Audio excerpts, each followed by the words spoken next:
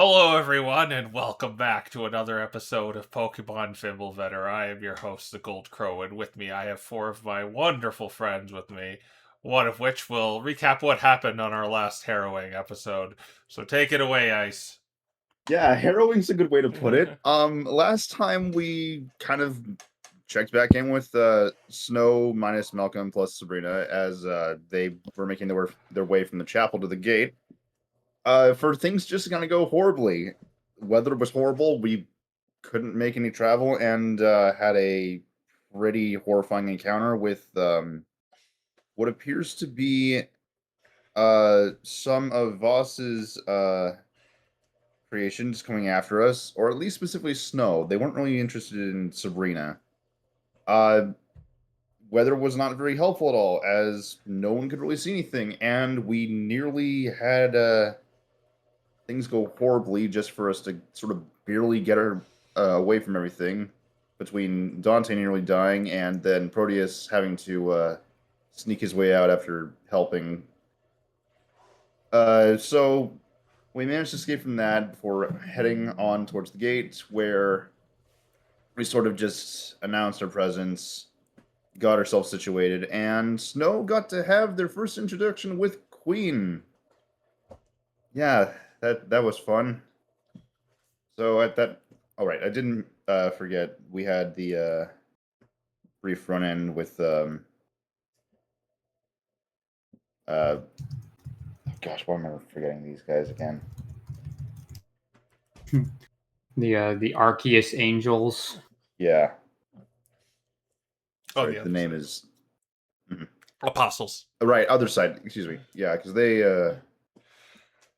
What am I saying? Of course they want to be here. Oh my gosh. Yeah. Why am I all jumbled there? Sorry, this should be easy. No, but for the most part, yeah, we've kind of gotten situated at the gate, and we know that someone else is arriving now here soon, as we're getting ready to have our talks. Okay. Yeah, you can take a re-roll for the session, but I want it to ultimately be your decision on rolling it. But so Sabrina, Proteus, Dante, and Nick sit around a table, left as this very obvious imposter of Jameson has left you with taunting words. You hear someone is at the western gate.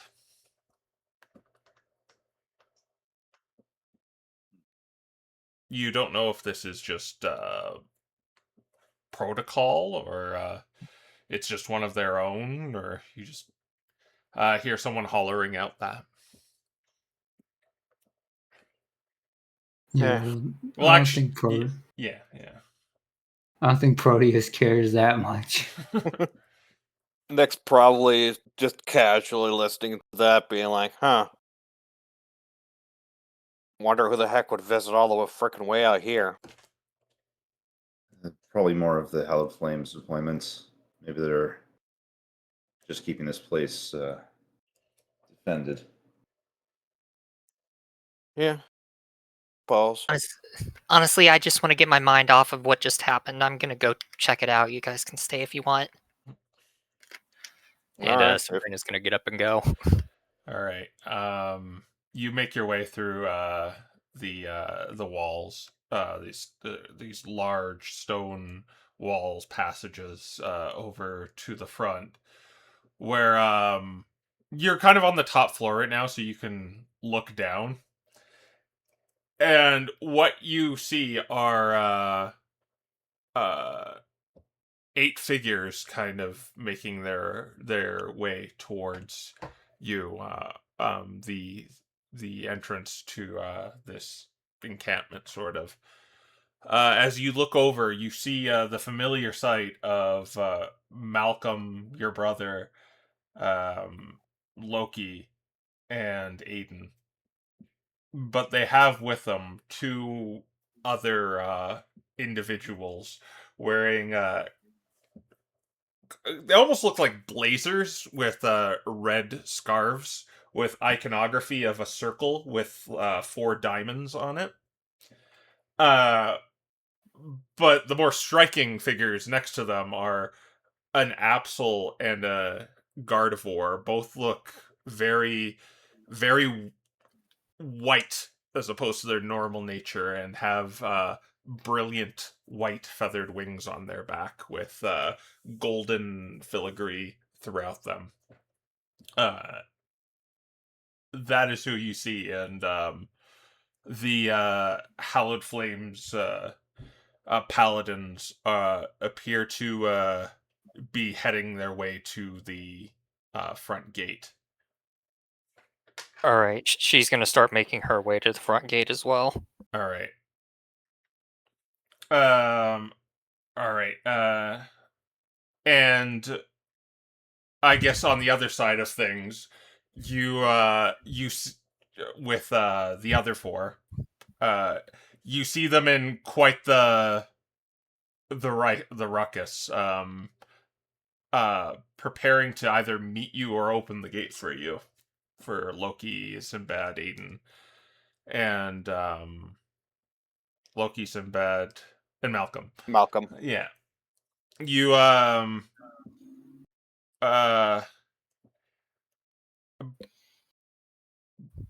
Bartholomew says to you, "Oh, well, this is our first time here. They're gonna let it do. Can we expect anything?"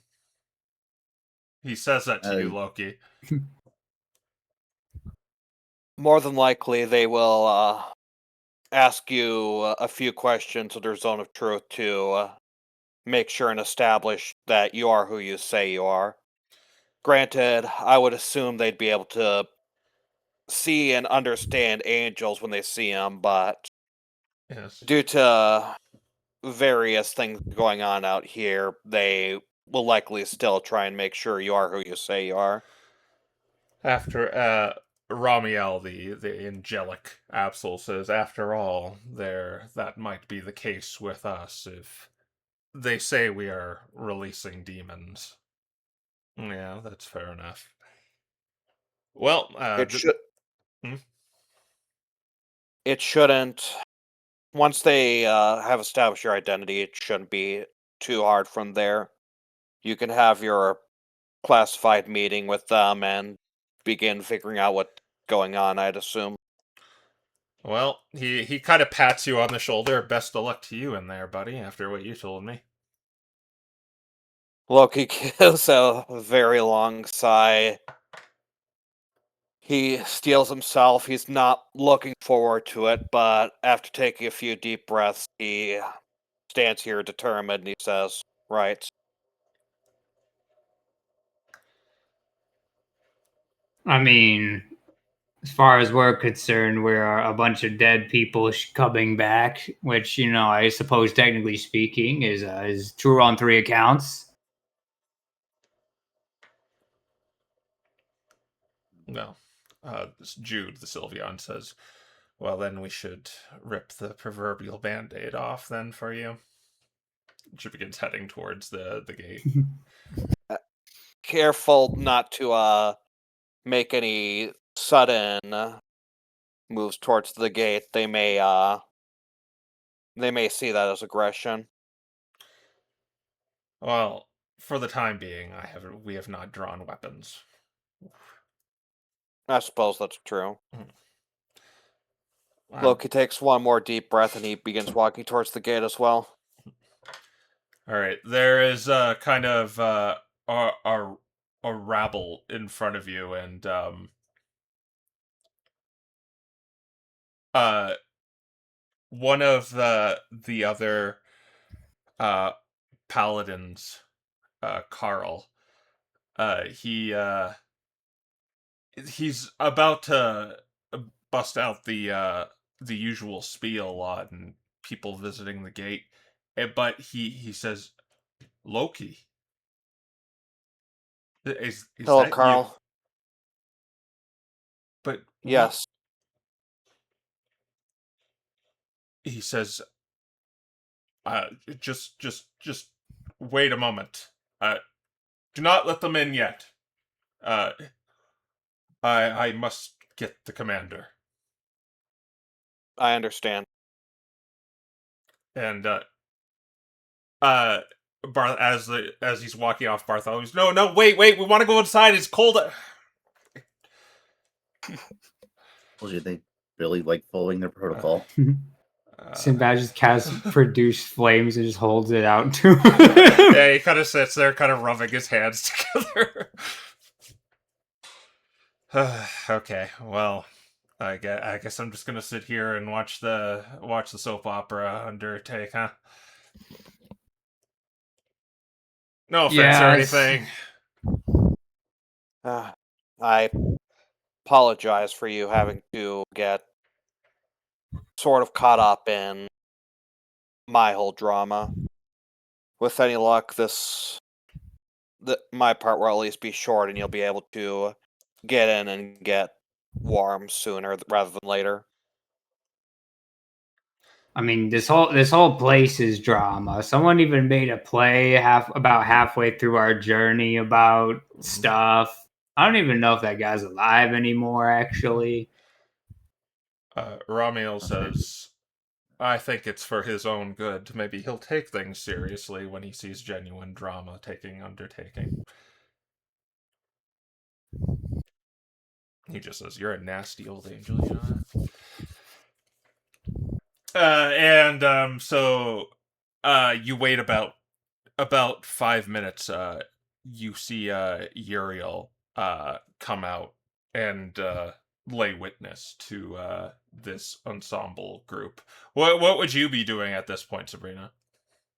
She's making her way down to that exact location as fast as she can, since she saw Loki. You would have probably been there before Uriel would have come. All right. So I guess before Uriel gets there, she's just gonna like run up to the gate, and she's gonna wave at Loki from a distance, and yeah, just run up and say, "Well, you guys finished fast." It seems It like was- you finished slow. I was about to say I'm surprised seeing you there. I thought you would have been done by now. Let's just say the perfect storm happened. I We see. literally couldn't get anywhere for like 2 days. I suppose the danger of the east side is no joke. Still, at the very least, you're safe, so that's nice to see. Likewise. Once we're all situated in, I've got something for you actually. Oh, okay. I have a feeling, though, that you've got a difficult talk coming up. I'm glad I was here for it, so I guess things kind of worked out. I did say I would Well, be here when you had to face Uriel. To be fair, he might be carted off to a private room. We'll see. yeah. Regardless, I am glad that you're here. Nothing for nothing. If for no other reason, then it's just nice to see you here. She smiles. You know, before this, she usually came here looking for you, not the other way around.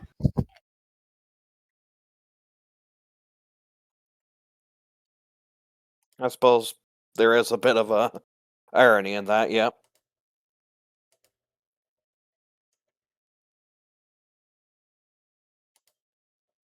So, looks like you made some friends. Hey, What's up? nothing much. Just meetings. If we can get inside. Hopefully it won't take too much longer. Just be glad you weren't on the other side of the continent. It's even worse over there. Well, I think there's some bad news regarding that, because I think we eventually have to go over there. You have my condolences. Thanks. It's very cold over to the point that most of the gear that we've had just for, well, most of the continent doesn't even work there. Well, we have to do a little bit of talking to the gate proverbial, well, literal gatekeepers.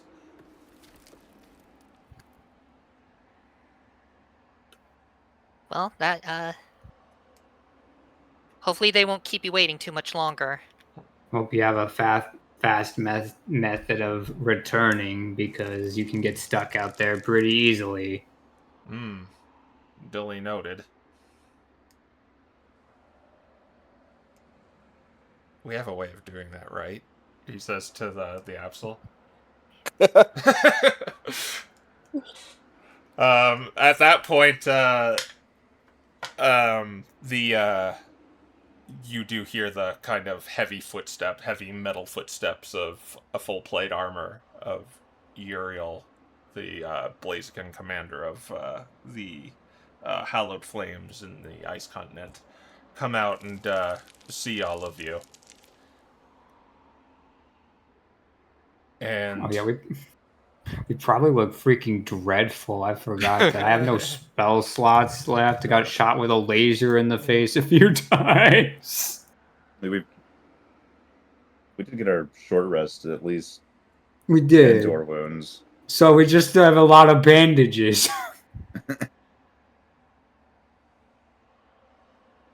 he most of you, like, Sabrina was going to be questioned before they brought in Apollo. That kind of put off that conversation.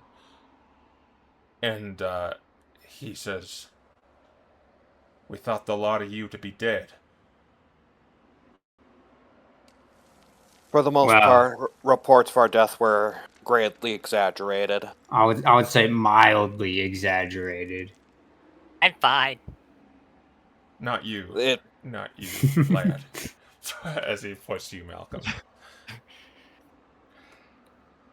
But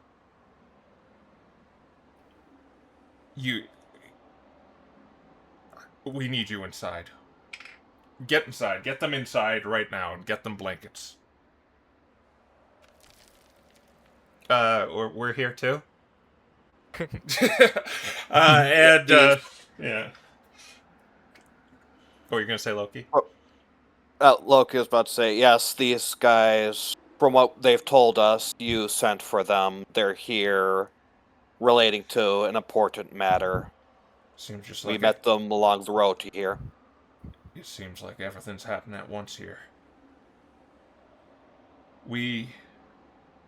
Are you with them? Are they the ones who saved you? No, we're just traveling together at the moment. Yeah, but I'll take that invitation as means to go inside. So let's head inside. They begin, like, the apostles kind of go in with their angels into the fort. We must have a talk about this. It's good to see you still alive, all of you. Yeah, good to be back, and yes, we do need to have a talk. And then you are brought inside and given some blanket and some food. The angels and the apostles are off somewhere. You don't know where they have gone. But you are probably directed to the rest of your friends in the barracks. Hi, guys. Oh, hey, Malcolm. You look like you've been a little roughed up. I've had worse. Yeah, suppose. Sinbad definitely had it worse. Sinbad probably just plucks out like a singed hair or something, and he says, "I mean, technically, I've had worse." Yes, as compared to death, our survival we at least survived. Was well, let's just say that the place had its own security. What place doesn't? Seems like there's always something that is guarding anywhere we go. Whether it's a I demon, a mean, construct, an aberration. everywhere out here is armed to the teeth. If you think about it, there was a war going on when this place shut down. As everything waking up still believes that.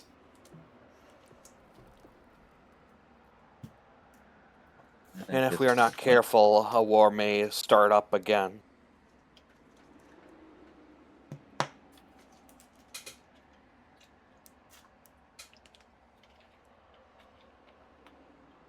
At least we found stuff that might help with, more of the content past the gate.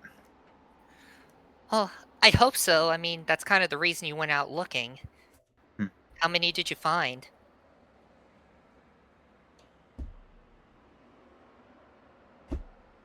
2 things. Yeah, We I was fa- pretty sure it was 2.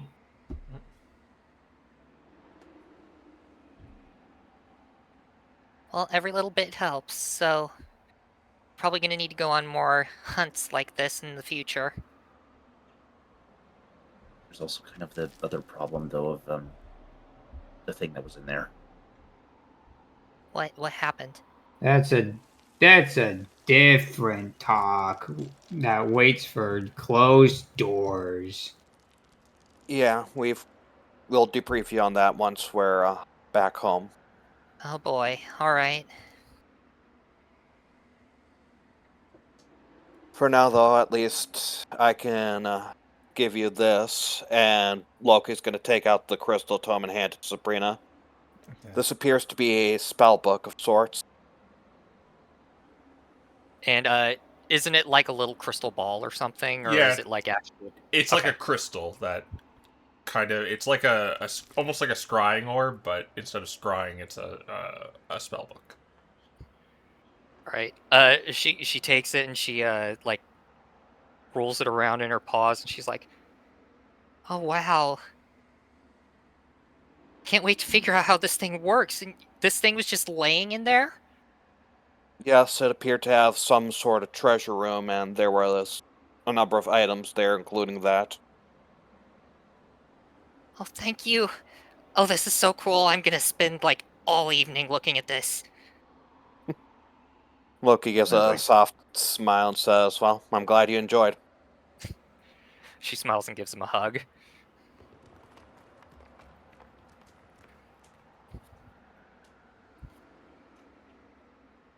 Funny is, I'm just looking over what we had again. It's like someone's probably just carrying that great sword. Sinbad's also probably like, man, I'm glad that I hope I never have to read that in the future. I don't know how to read glass. I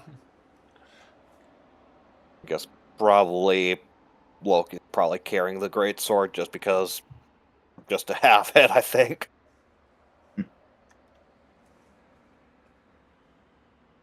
Rocking up Breath of the Wild style. He's definitely not using it, but he probably has it on him.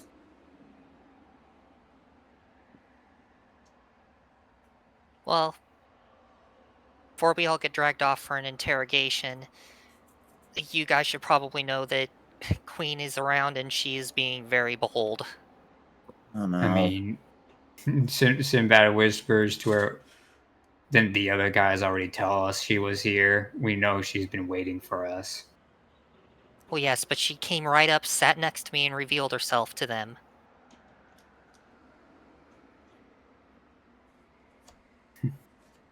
Well, by the Well, sounds of it, Queen must have some sort of contingency or something then. When doesn't she? no, I think it's more like she's got a card to play. Or at the very least reminded you you're sitting at her game. She knows we're here. Yeah, Well, I think you guys are worrying too much about it, to be honest, but nothing we can really do about that right now. Besides, she wants to go and hang around as Jameson, that means that I can give her noogies. And then she can't do anything about it because we're friends with Jameson. Sabrina tries not to laugh, but she still does. Not exactly the way I thought you'd play her game, but you know what? Sounds like a fun way to do it.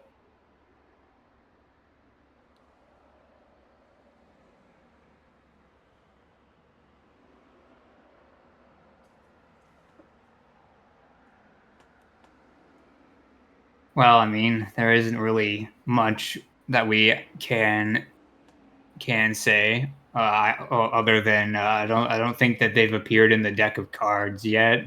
We don't know those new guys well enough for it to happen, but I'm sure it'll happen eventually. That's the most off the hand knowledge I can give.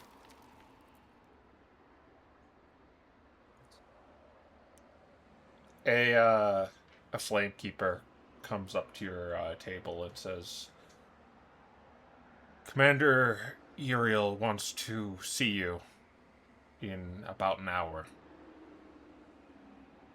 Which Flamekeeper is this? Larry. Okay, Loki says. Thank you, Larry. Yeah. We'll be there soon. Is that really you, Loki? If you're willing to believe it, yes, it is me. Oh, thank the flame, you're all right. But well, after Zacharias' testimony, we thought you to be gone, which was a joyous occasion, but at the same, but a grievous one.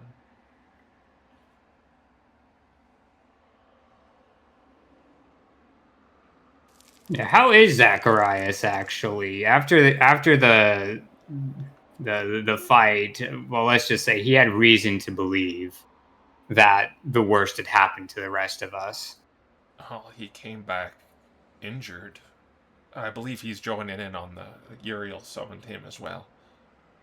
But he came back and swore to the flame. I set up the spell, saying you all perished. At least you four, or you three. Huh. Interesting.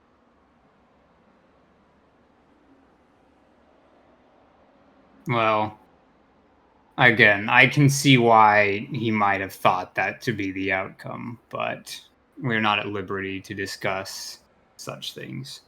He said he watched you. He said he watched the light leave your eyes.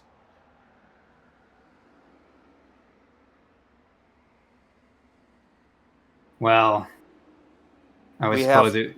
The three of us specifically. Yes. You, well, and Claudia as well. He said he watched Claudia, Sabrina, Sinbad, Sigurd, and Aiden all perish to those gnolls.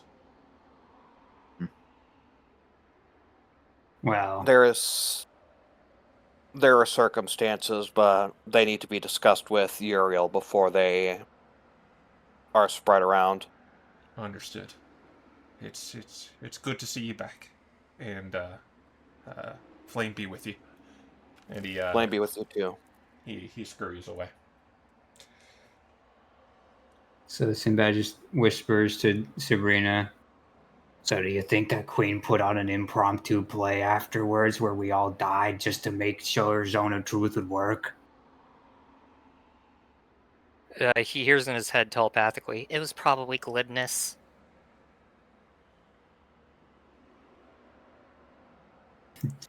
He's like, "Nah, I think that's overcomplicating it."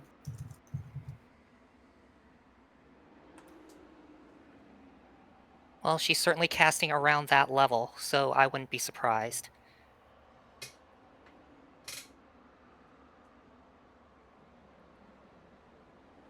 Loki, or not Loki.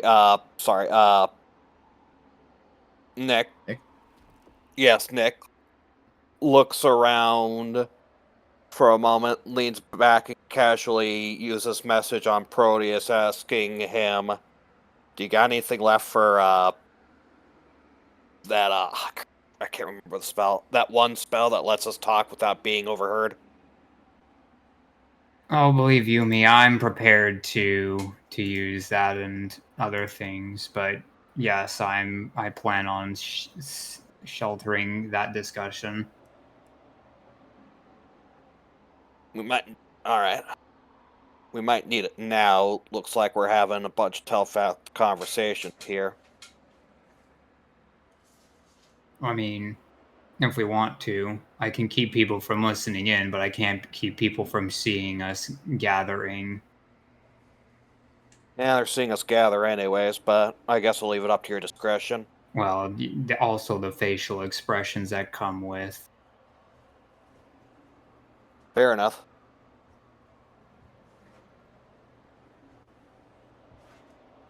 But if you have something you really want to discuss, I could do it, yes. For the moment, I think. For the moment, I think we'll save it. I think we're all thinking the same thing. All right, well, sounds good.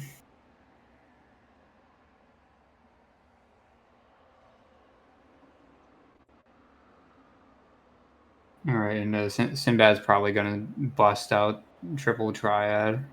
Okay, go play with some of the.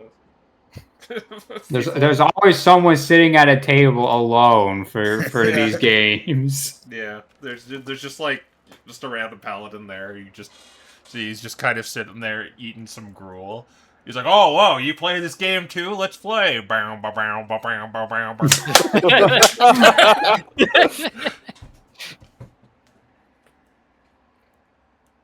Yeah. Okay. So One card game later. you'll busy yourself with that. Is there anything else you wish to do before the hour whiles away? To while the hour away. I don't think so. Yeah. Okay, is there any singular spell you wish to swap? No. The wizards, anyway. Nick's probably gonna let the hour short rest him, and then before we go, he's probably going to Bardic Inspiration. Probably gonna Bardic Inspiration himself, Loki, Proteus, Sinbad, and Sabrina, I think. That's me. All right. Not to leave you out, Ice. It's just No, I get it. Yeah. If we listen, if he needs to in the middle of it, he can just play a couple notes and spend a spell slot for it. I guess so, yeah. Yeah, before we go, Loki will activate his Emissary of Peace as well. All right. That just gives you a persuasion boost, right? Correct. I think it's like a +5, but let me Does it check. say how long it lasts? Sure. Yeah, it's plus 10 5 minutes. persuasion 10 for minutes. 10 Ooh. minutes. Yeah. So Yeah, it makes sense. You got to do that early then. Yeah. You can just do it before you go in the room. Well, like realistically, it's probably gonna last the whole scene, so that's probably how I'll roll it. yeah, Yeah. I think before. Actually, no, I can't. Proteus can't cast an enhanced ability because he has to use his concentration for the other things. Sabrina has enhanced ability. Who wants it? I mean, realistically, Sinbad or Proteus or Nick. I'd say. Oh, there's. Both Dante I'd and say Aiden should have- probably Proteus. Because he has lower charisma as compared to Nick. If Oh, wait, no, if Aiden I'm was gonna a do spell the slot. like the DM helping that I shouldn't, you should give it to the person who you think is gonna talk the most, not necessarily who utilizes it the most. Yeah. That's why I considered Proteus, just because Proteus is going to be in a discussion one way or another. Who do you think is Yeah, going to be that's- explaining the most, though, from the Ice Crew? That's like between Sabrina and Loki, I would say. Yeah. Like Loki is going to be in Loki's like. gonna. No, let's give it to Loki. He's going He's to in be the in like hot seat. 4 discussions. He's in Yeah. a hot seat right now. I Fair guess enough. Dante can do that for Loki. So. Sabrina wants to do it for Loki. Oh, okay. Of course. Does it for Loki. Dante does it for Proteus. Like That's fair. All right.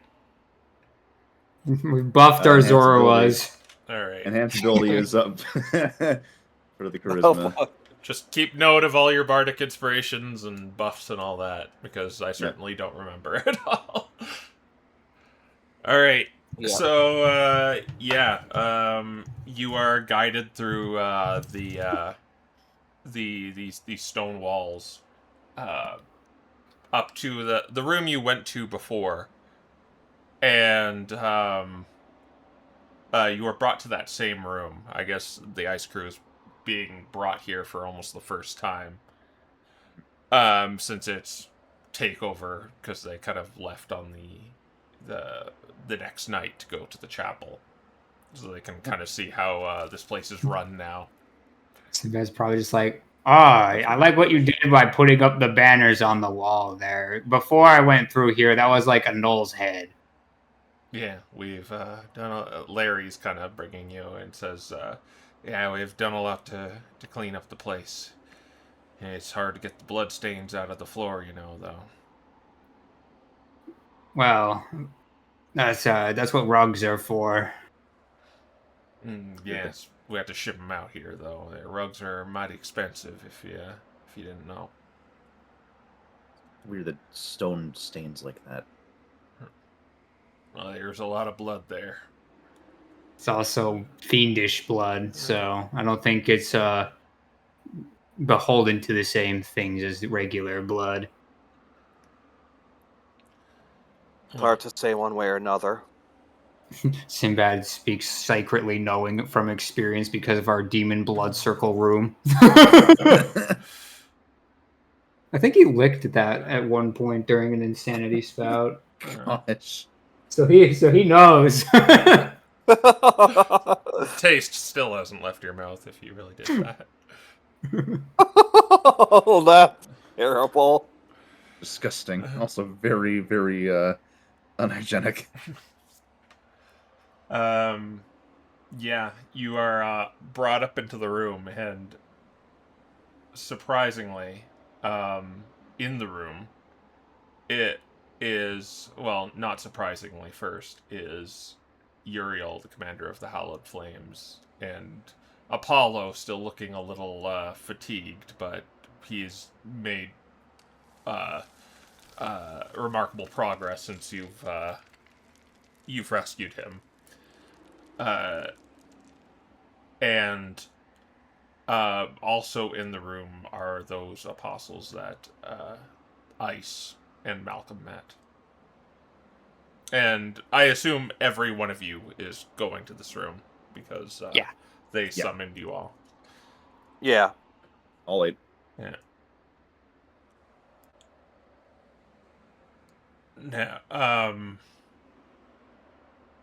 Now we're gonna have to go through procedures here, says Uriel. And Flamekeeper Larry is going to put up the zone of truth. He will know if you resist it and rebuke it. But I would like it, and I think everyone would like it if... And Zacharias is also there, too. Oh boy. Yeah. Bonus action study. Bonus action study. Do a... As Uriel's explaining, we'd like only the truth to ring inside of this room. Do a... Let's see, what would this count as? It's... Yeah, I'm like... I mean, it depends on what Sabrina suspects it is, I think. Yeah. Because if it's Primarily an if it's an illusion. It's an illusion. Okay, then do an investigation check. Alright. Oh man, that one. You Luck have point. Well, it's a luck point. Alright. Alright. And then Uriel says, are we all in accordance? Naturally, Commander. Loki says. Yeah, well, I don't think angels are incapable of lying. But you are, Bartholomew. Okay, sure. And Larry begins to put up Zone of Truth. Do any of you resist it? No. Proteus probably considers it, but decides against it. Yeah, neither Loki nor Nick resist it. And neither Aiden nor Dante is going to resist. Larry says, everyone has succumbed to it, Commander. Now, I want to first apologize to these fine folk who have come to see us, but I want to get this all done all at once. But I want to focus on what happened at that chapel. Because, Zacharias, you told me three of the individuals here all died. And Zacharias says that they did. I saw them all die.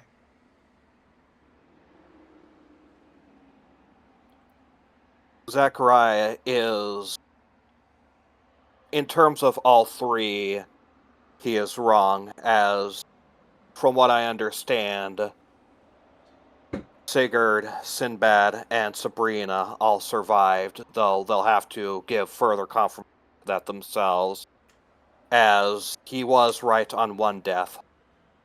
Loki, died. Actually, it was 2 deaths. Well, yes, Claudia also died. Claudia died to, I believe, a null attack, and I died due to an archmage casting power word kill on me. There wasn't. Gurgil seems to be unpacking a lot here of, like, there's a silence on him. Like, there's an archmage there, you died. This story is still not lining up, even though under the scrutiny of Zone of Truth. Yeah, Proteus has also cast Zone of Discretion as well. Okay. And Proteus is going to he's also going to try to get a read on Zacharias to see if he's like, yeah, to see if he's real. He's pretty sure that this is the real Zacharias, but Alright. You can do a study action as well, so investigation. Alright, investigation. Our luck is great Nice. today. Huh. Hold on, no, I don't want to waste that here. I won't waste the bag of tricks on this. Hey, it's a 15, so... As far as you're concerned, this person is actually there. Yeah, and there's no inconsistencies with, like, disguise self-clipping that you see that would usually reveal the spell. And Proteus will say, I have a suggestion on how this may have transpired, however, it is a dark one. If Zacharias was found after the battle by unsavory forces such as an archmage, it's possible his memories may have been modified. But I don't remember that.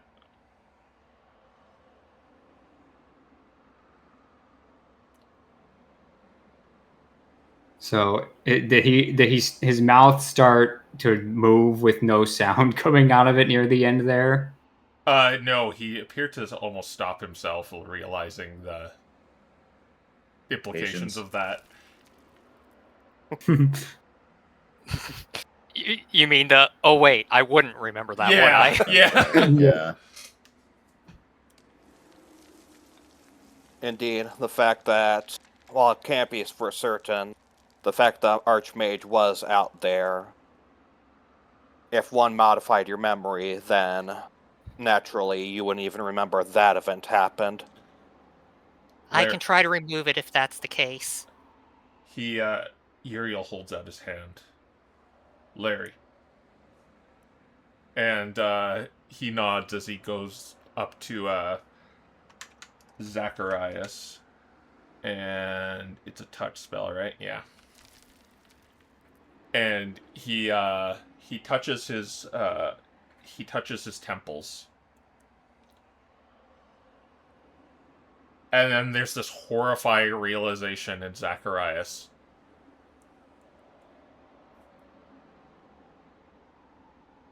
No, I didn't see it at all.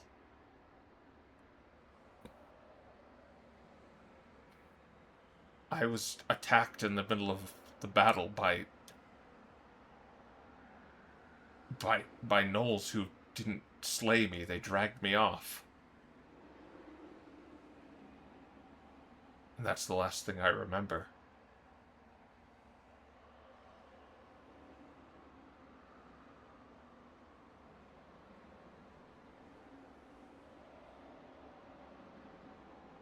So,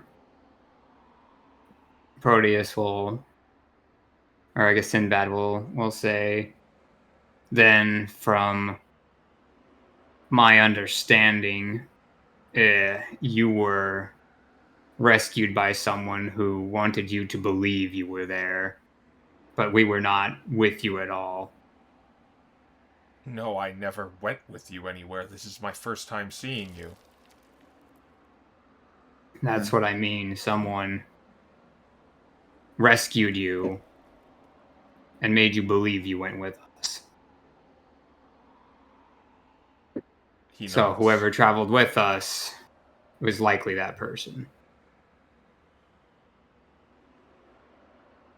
Are you saying we have a Sabrina's going- spy in our ranks?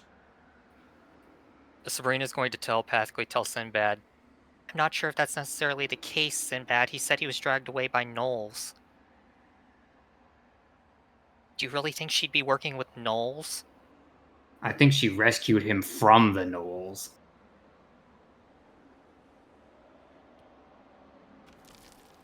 No further comment. I suppose if we are to get that out of the way at the moment, then what I'm about to say needs to be taken with great discretion, but yes, believe Queen has infiltrated our ranks. Or has infiltrated the ranks here.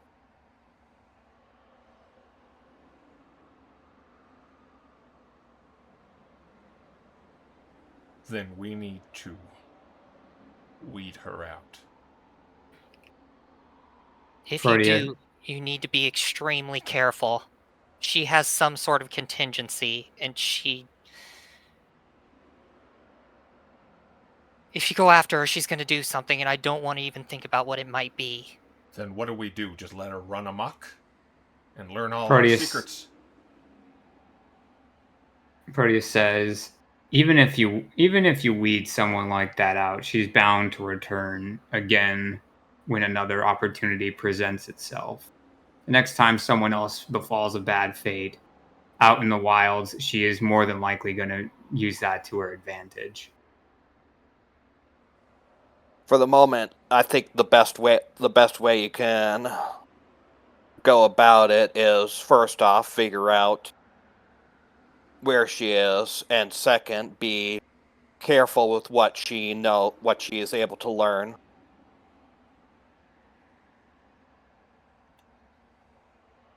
Apollo If says that hasn't stopped her in the past.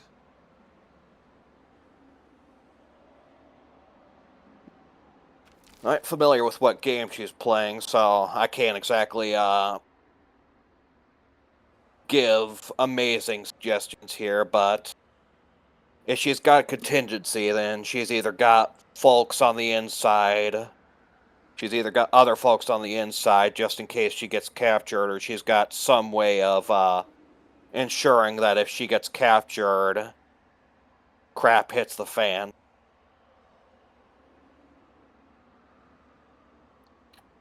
So I ain't saying do nothing, but whatever you do, you gotta be extremely careful about it.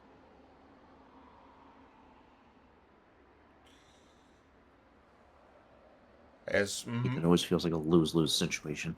Apollo says, as much as I want to get rid of her, Uriel, we need to perhaps heed their advice and be careful here. We've seen what she does when pushed into a corner before. And to lose this defensible situation, position that we have here, that simply can't happen.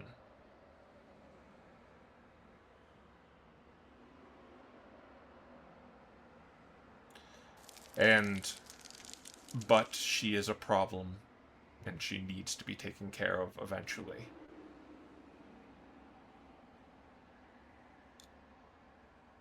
That's why I asked,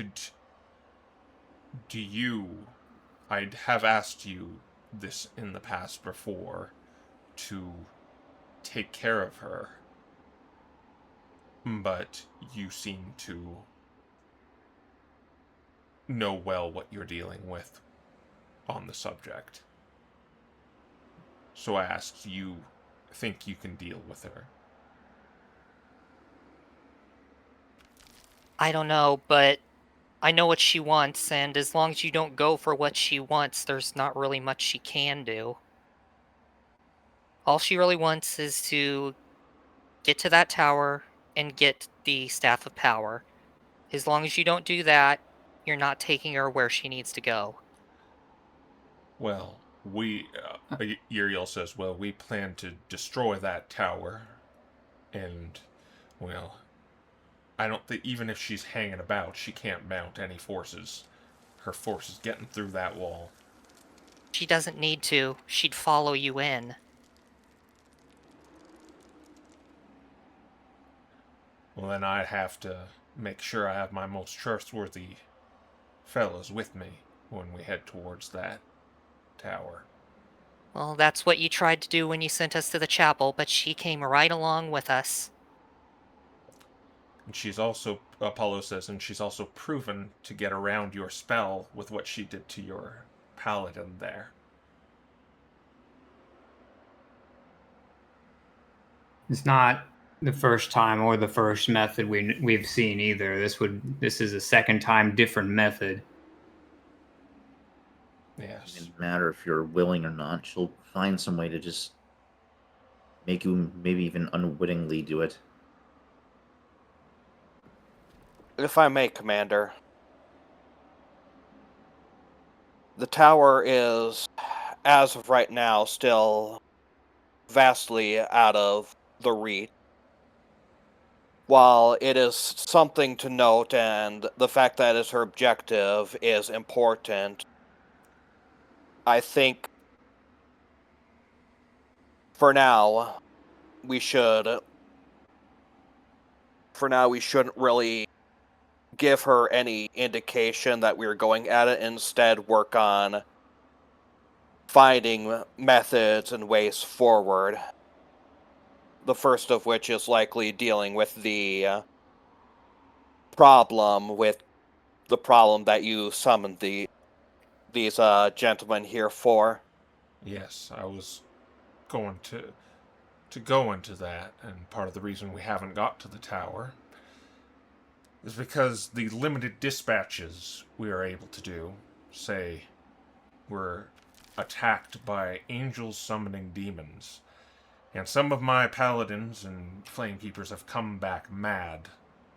And they have said that the angel that attacked them meets the description of the one standing right there, as he points to Ramiel. Well, Well, Bartholomew says, it's good you're acknowledging us now, by the way. Thank you. We apologize for the delay. But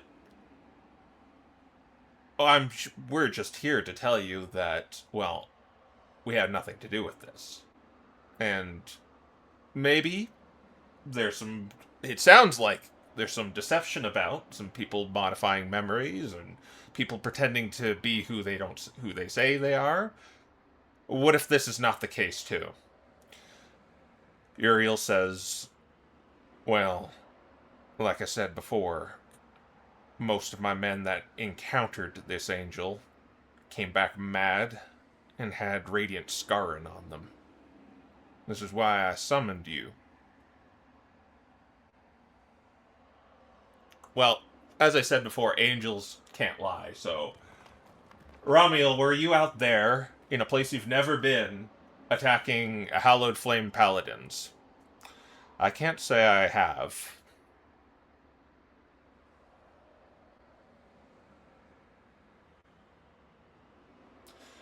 Have you... Well then... Seeing as you three, Loki, Sinbad, Sabrina, have been on the other side so far, have you seen anything that you might know that might be doing this then? No, have- we've seen demons, but we have not seen any angels. Indeed, I was just about to say the same thing. So, the demon part does indeed make sense. We have seen that, but the angel part, that we cannot say. There are a number of possibilities. It could be something that the ether somehow conjured up, that those rocks seem to be capable of many terrible things like that. It's otherwise possible that what they saw may match Romuel's description, but it was not Romuel, but instead something posing or pretending. Perhaps some sort of archmage, or perhaps something else. It's an affront to even suggest that a cursed rock would conjure something as pure and good as the angels here. Oh, I don't mean that it's conjured an actual angel. I mean that it conjured something that was mistaken for one. But I do have another question to follow up on that. Usually, you apostles don't show up at just a mere beckoning. You have a reason for showing up here. I didn't think you would actually acknowledge my summon.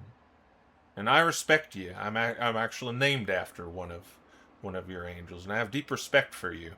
But I do wonder why you've come here, and would you be willing to share that? Bartholomew just says, that's classified information.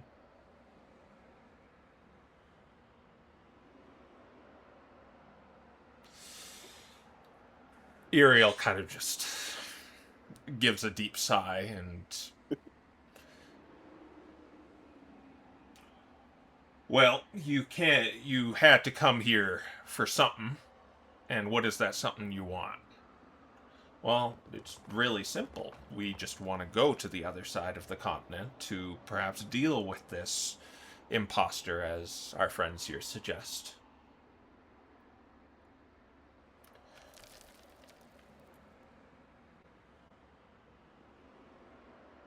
Well,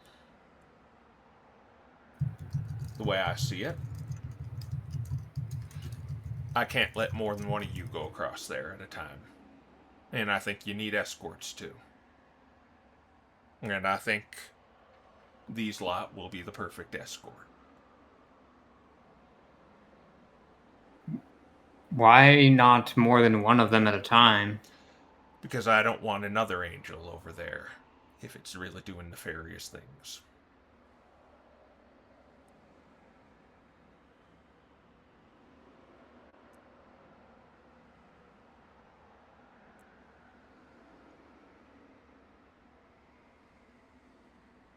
How would having multiple angels cause a problem? Because I don't know if they have anything to do with this. Especially if they don't want to be transparent in what they're doing here. At the very least, I do think not having more than one go through is a good idea, even beyond that, due to the fact that having too large of a party enter into the east side is very dangerous at this point, just due to the inherent danger of the east side. If something happens, then having people in the wings to assist is a very useful strategy over there. Our travels back from the east side showed just how dangerous you can get in the wrong circumstances. And how did you get over there? Oh, I can teleport. So you teleported. What's the timeline here? Tell me what Well- happened to the chapel, what happened after, and what brought you here. Well, okay. So we went to the chapel to close the portal, which was there, and I did manage to close the portal. And after that, after everything was done, Queen was posing as Zacharias at the time. And when Loki died, she took the Ashen Scepter from his body and ran off with it. After she ran off, Sigurd followed. We haven't seen him since. And there was a teleportation circle there, which I used to teleport us back to regroup. So that's the teleportation circle I used to get to the east side of the continent. As for what happened with Loki, I think he should be the one to tell that story. Indeed. Okay. From what I understand, the intent was to bring me back right away after I was killed through power word death, but the creature that was hounding this group, I was the last one to take it out as it encountered us along the way to the chapel. And because I took it out, once I was killed, before I could even be revivified, it stole my soul away, as it was some sort of lich.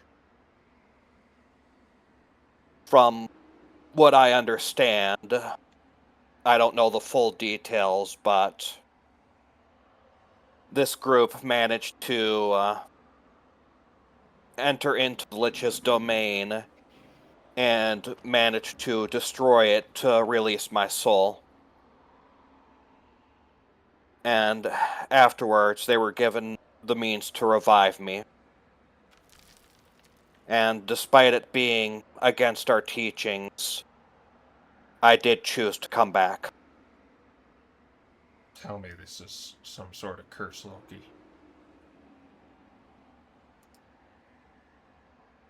What do you say? Sorry? Tell me this is some sort of curse. It is not. Tell Well, me, the curse. Tell me you didn't turn your back on the light. We burned vestments in your honor. We wept tears of joy that you had joined the great flame.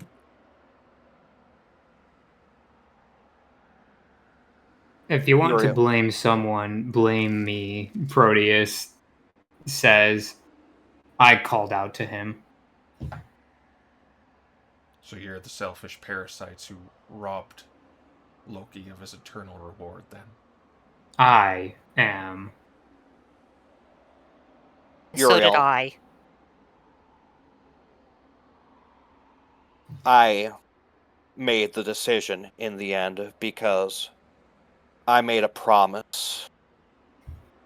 I am a man of honor and a man of the truth. You are. And I chose to come back because there were people who I promised to still be there for, and when they called out to me, I decided that keeping my promise was more important. In truth, regardless, if it weren't for the Lich stealing my soul, I would have been brought back immediately before I was given a chance to pass on. But regardless, I still chose to come back because I believe that it was more important for me to be still here fighting among the living. You say you made promises to them, but you made vows to the flame first.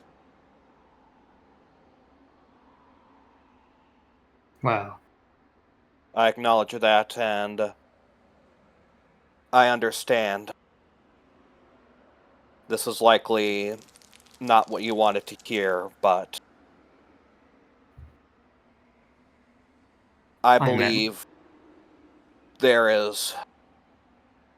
I believe strongly that who we are is dedicated by our action and dedicated by the people around us. If I was to, if I was to simply move on, sure, I could have joined the flame, but I could not do so with a strong conscience, as part of the reason I took the oath of the flame in the first place was because I wanted to be someone who could be relied on, someone whose word is their promise. I wanted to be something that my species is not, an honest man, and I could not with good conscience go to the flame if my promises would be broken. It was a conflict. It was a conflict, and one that did weigh on me and does weigh on me, but it was one that I chose to follow nonetheless.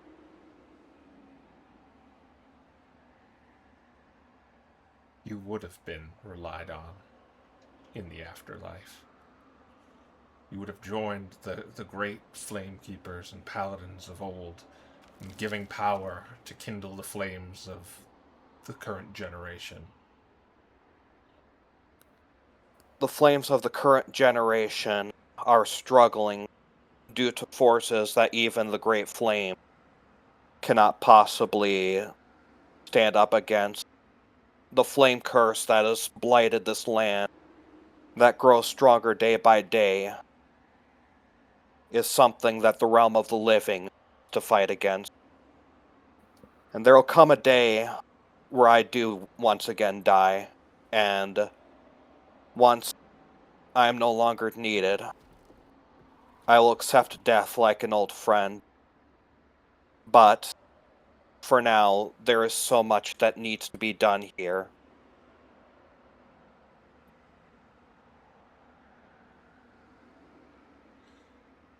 Well, sad to say, I don't see any place for you in our ranks anymore, Loki. Loki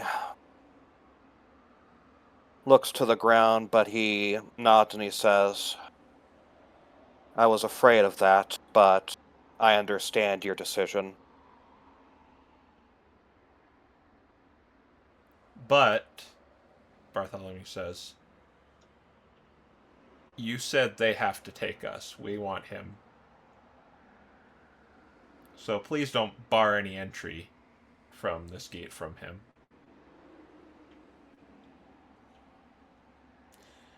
If Well, I cannot be a member, at least let me still remain an ally. it sounds like you've been going through and past the gate without our permission anyway.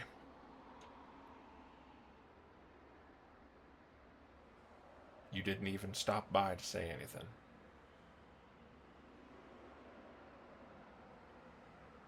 Understand, it wasn't a question of did or did not I needed time to ruminate and time to collect myself before I could speak with you, as I knew this decision was not one to be taken lightly, and I knew that I would need time to be able to properly speak to you about why I made that choice.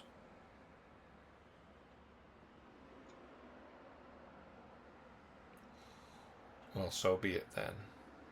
But like I said, I don't think there's any place for you here.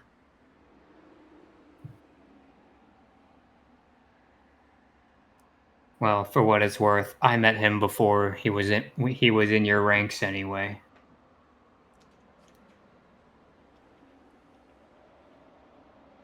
Really? How do you know Yes. him? When we were children and growing up, we would see each other from time to time.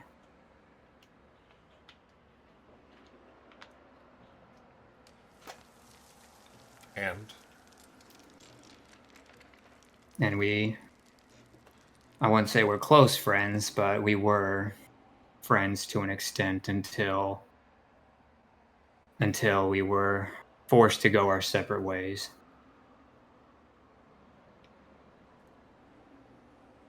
are you saying you're one of the people that ripped death from him? Yes.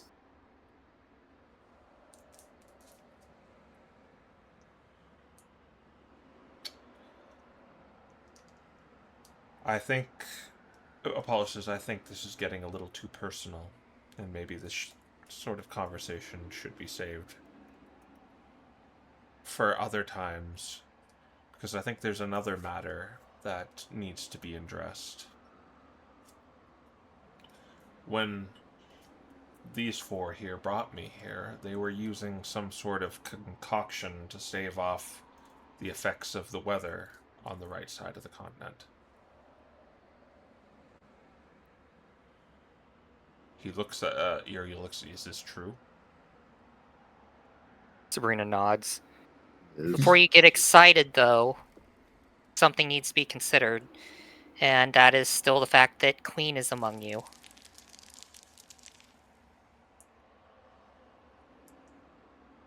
If we were to give you this formula, what would stop her from getting a hold of it? Because right now, her inability to go into the right side of the continent is the only thing stopping her from getting that staff of power. And not only that, but likely the moment she is able to go that way, she no longer needs to stick around here. So she'll probably just buy this base. Even all those things considered, they are difficult to make, and only Aiden has really procured any.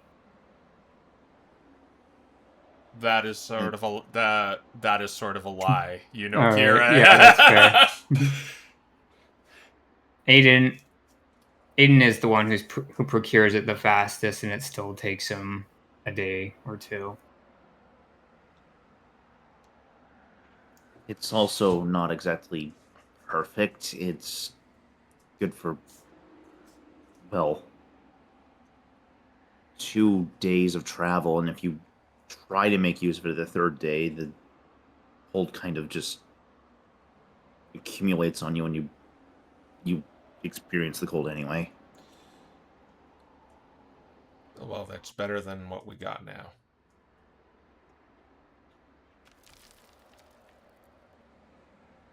It is, but for the moment, it getting into Queen's hands is a danger and a risk.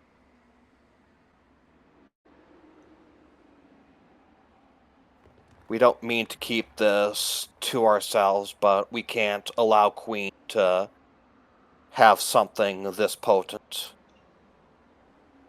I'll let Sabrina and Loki do a persuasion check. Right.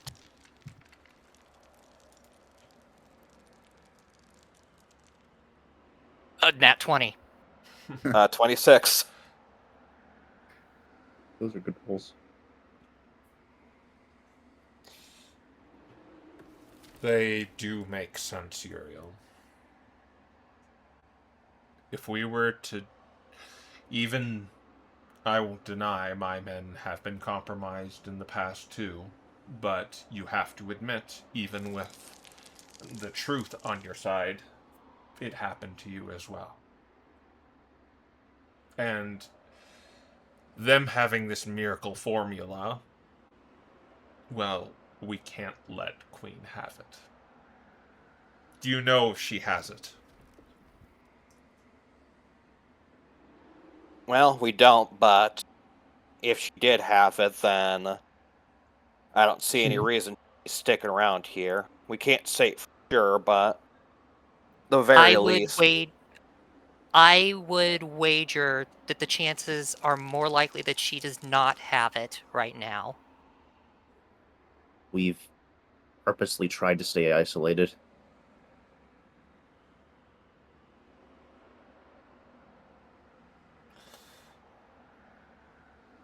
I guess that means I shouldn't ask you where you've been staying. That would be Yes. preferred. Sorry about that, but you know what they say about leaking ships and all that.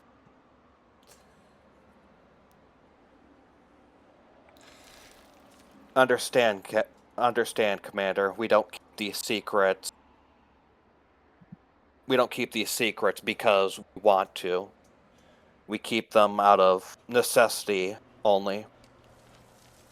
Well, what I ask is if we are working together, you will provide this for the MDRA and Hallowed Flames when the time comes that you can.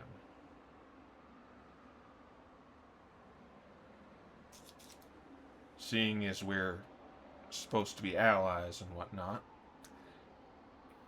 Out of character, Quill is asking for clarification. Is he asking that we use Fort Radagast as the venue for the MDRA and Hallowed Flames meeting? Or was that more for the formula? He's basically asking for the formula when it's appropriate.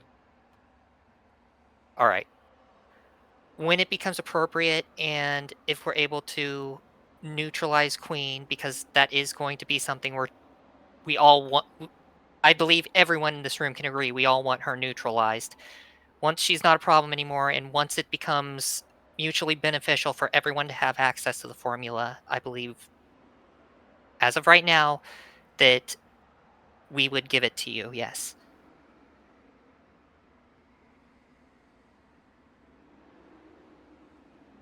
Would you have my word you wouldn't give that to anyone else? Can't think of anyone that I'd even want to give it to, so no, we won't. Because I'm guessing you're going to give it to him as well, as he points to Bartholomew. Oh, well. I mean, there's no problem with that if you're investigating that matter. We will not divulge it to another faction without your consultation first, but we will administer it to those whom travel with us. Paul says that. The east side, fair. at the very least.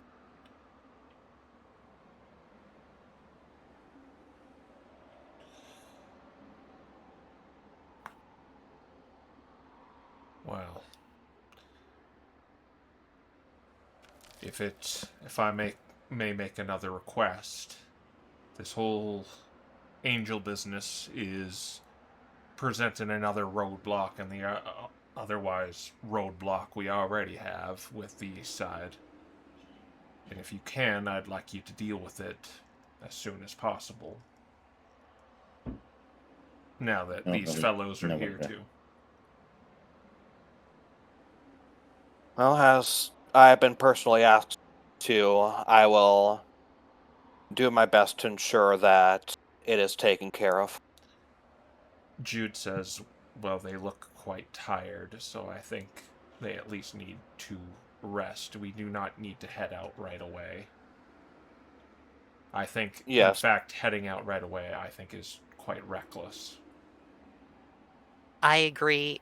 In fact, the entire reason that half of us were on the west side of the continent was to look for artifacts that would help us even get through the east side of the continent, because as Apollo can testify, it can be bad over there.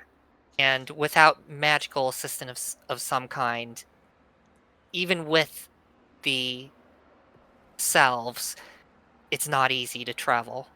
And just one bad day can almost kill you. Apollo says, if we're all telling the truth here, that was the true intent of what we were doing here on the ice continent in the first place. Is we were gathering and procuring and buying artifacts of Avergel, because plenty of them were diplomatic for other kingdoms to withstand the cold here. And we've been able to arm some of the Hallowed Flames and people under me with it, but it's simply not enough for a full-scale strike force.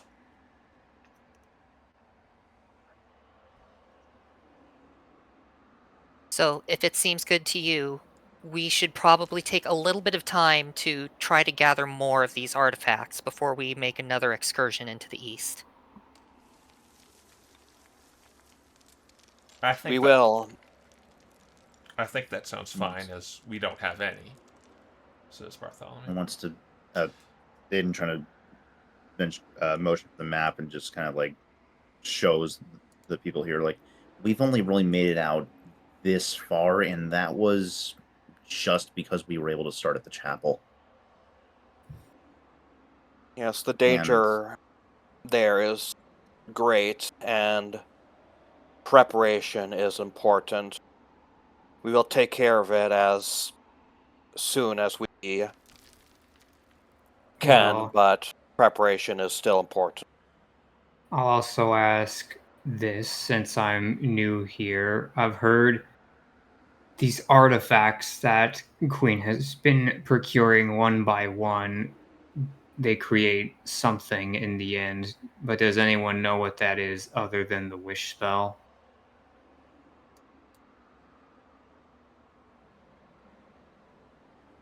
I certainly don't know, says Uriel. Because I can think of a place that might know such information to know what she's after, but that I think would be a adventure into the east side, one I'd rather do sooner than later. This is Proteus, correct? Yes. Do an insight check. Let's see. Inside is a 421.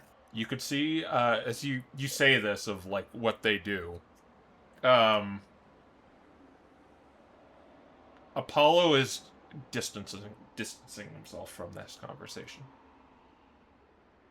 You notice he's just not saying anything. Uriel's kind of going about saying, yeah, I know they do that, and yeah, we've been trying to stop them. We know our artifact was stolen by Queen.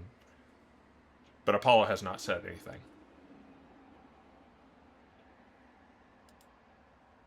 And I guess Proteus will say, my suspicion is that whomever collects all of the artifacts will become the rightful ruler of the kingdom of Havergil.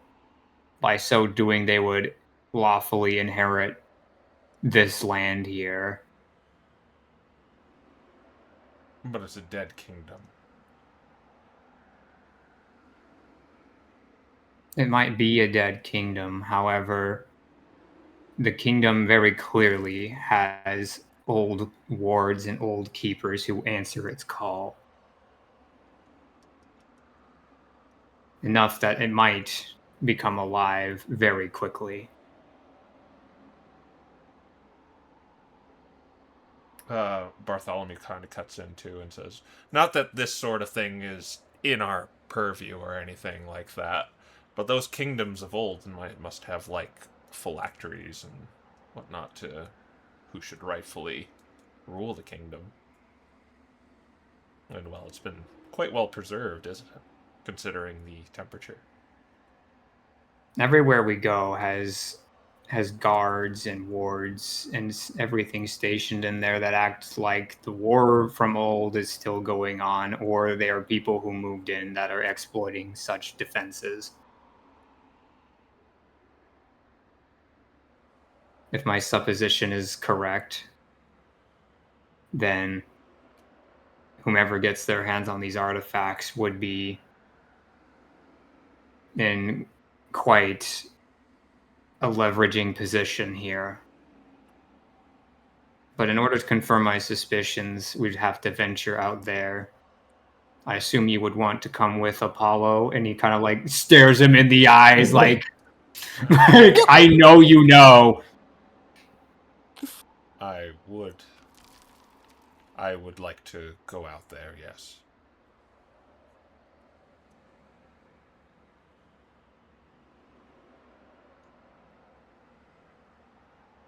Wouldn't that require a very far off trip, or at least to the areas we know of?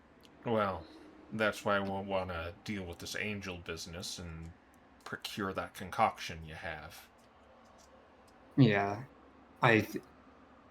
my proposition is we give Aiden some time to procure some in order to make this next venture possible and find what we can about the ancient people of Havergil and what these artifacts entail. And then we have another team that continues to work out here. And I think we might have that you've mentioned a contact for me, Lowen, that might be willing to help. Yes. I don't know if you can reach him, but he works under the theorem, and he might be willing to help us unearth some of these artifacts while we're busy spending our time to procure as much of these potions as we can to make sure we are well armed in information in the near future.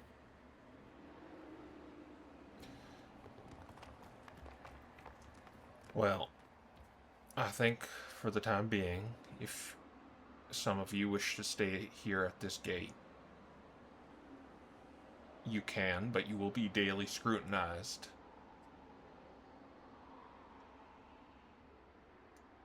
I don't have a problem with that. Confirm your identity.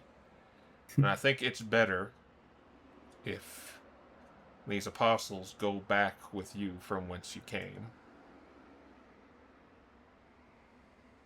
Just, I wish to keep the gate safe, and until we've confirmed what's going on with the angels, I think it's best you stay away from the gate unless you're going through it one by one. Well, Very well. I hope you live somewhere warm. Warm enough. Sinbad says, I suppose a secondary way is just ask someone who looks like us to have some kind of demonstration. Most of us have things that can't easily be replicated in our capabilities. It's quite a wake-up call, to say the least, seeing as the zone of truth can be thwarted that way. But, as this apostle has said, the angels cannot lie. And, well, I just said it's hard to trust here nowadays. I think I will trust them in their assessment that your memories have not been modified.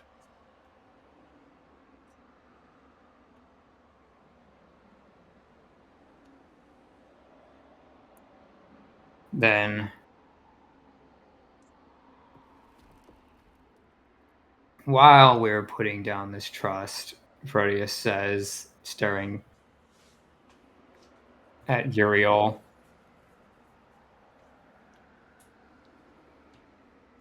he'll say, I have something that you need to hear when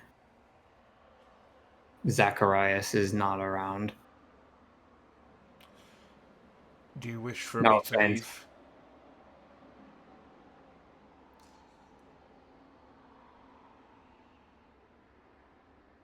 Unless Commander Uriel has anything else he wishes for you to be here, then it may be best if you leave, yes. I think I you just don't need to be want checked you. on by the clerics as well. Seeing if there's any other lingering effects on you. I don't want you to know anything that might put you in harm's way. However, this information I think is merely personal only. Then you are excused, Zacharias. Zacharias nods to Sirfetched, and he leaves the room and shuts it behind him. All right. And Proteus is more or less going to try to make sure that there is no like windows or anything that can observe him. There are no windows in this place. It's bricked off completely. Flamekeeper Larry is here. Uriel, Apollo, the Apostles, the Angels, and just your entire party is here. All right. Proteus is going to release his disguised self in front of Uriel.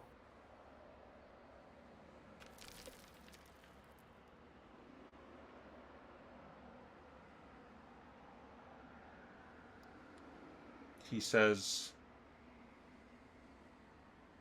"Why were you doing that?"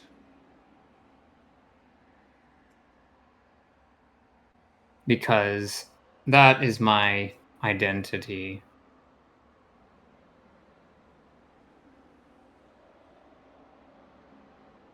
As Loki has said, no one trusts Azorua. No, we trusted him. And I'm not sure why you would hide against us. I've never met you before. Well, You I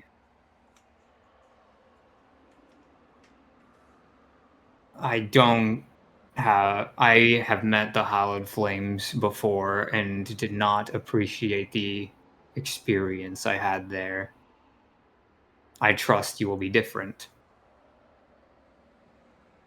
Hence why I reveal myself to you, because I know that if you found out much later, the wound would be much more grievous.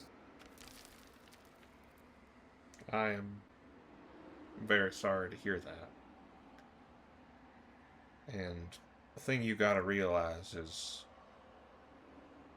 not everyone in an organization or religion is all the same.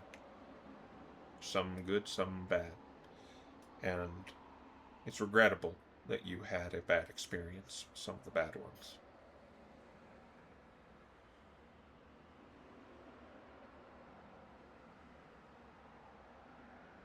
But regardless, as it stands, that experience is not entirely behind me. So I hide myself to ensure my own safety.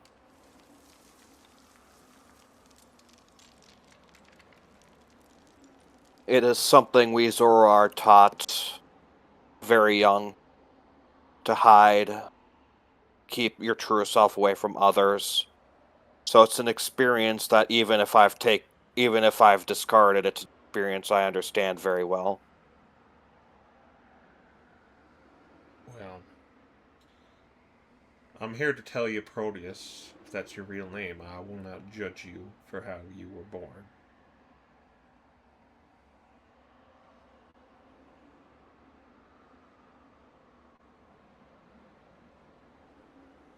Oh, I appreciate the sentiment. And I hope I can make it up to those members of the Flame who have treated you poorly.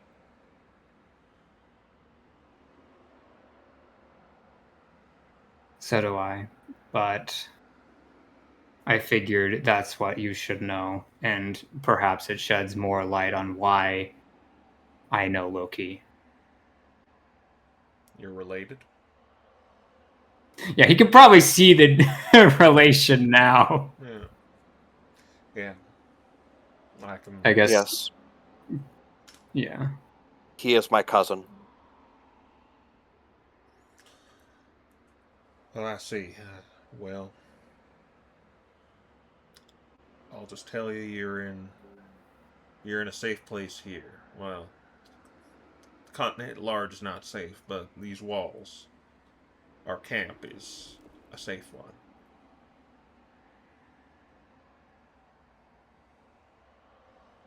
And I see no reason to judge you until you've done something wrong. That is the way that I have tried to live my life as well. And he'll reapply it just so I don't forget to say it before we leave.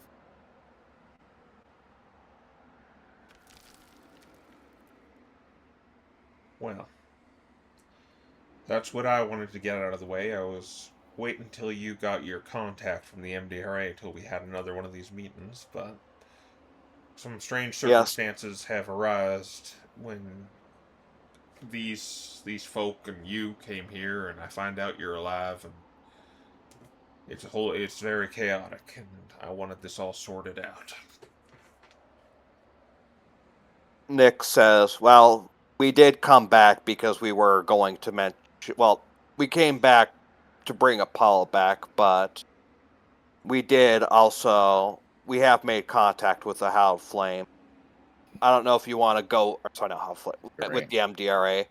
I don't know if you want to go forward with it right away, considering all the chaos, but I think the MDRA can possibly help with the Queen situation rather well, as they're good with magic, so building a rapport there could be beneficial. That being said, they are ready to meet. Just Yeah, waiting on the word. once if they could help you procure even one small anti-magic corner, that would help you quite a bit. Well, as I said before, I'm willing to meet with them, but I'm standing firm on the only thing that should be done with that meteor is it should be destroyed. Sabrina frowns but doesn't say anything.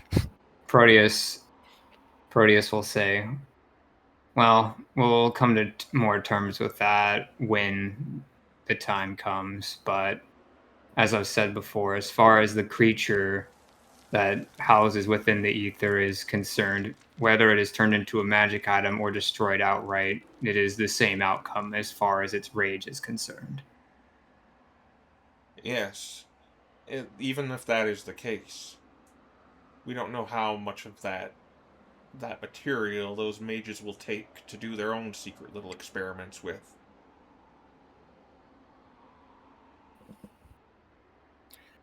Well, then I should probably be forthcoming with you that I'm going to be experimenting with it myself. No, you're not. Yes, I am. And I'm going to tell you exactly what I'm going to do. What I'm going to do first is to try to just figure out some way to make rituals less dangerous over here.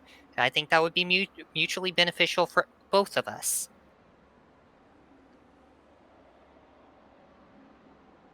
Sabrina, it's a pleasure to see you back alive again. I don't remember you being that color, but... Oh, well, there's a story behind that if you want to hear it. You're not going to like it, but I'll tell it to you. There seems to be a lot of things I'm not going to like today. Well, you're not going to like how it happened, but if it's any consolation, I was not intending for it to happen that way. So That just says, well, she tried a ritual and then it changed her fur color. yes, that was the initial thing.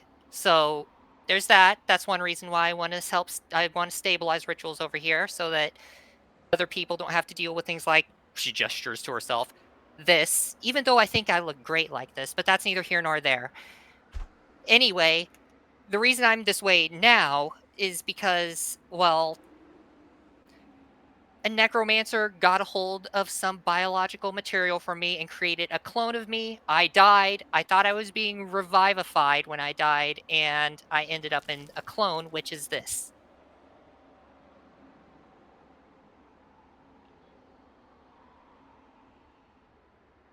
You gotta understand, Sabrina, that meteor is a dark, corrupting substance.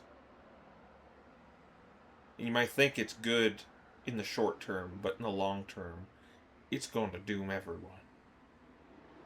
I know that, and that's why I want to use it to stop itself. You don't? Can you see how contradictory that is?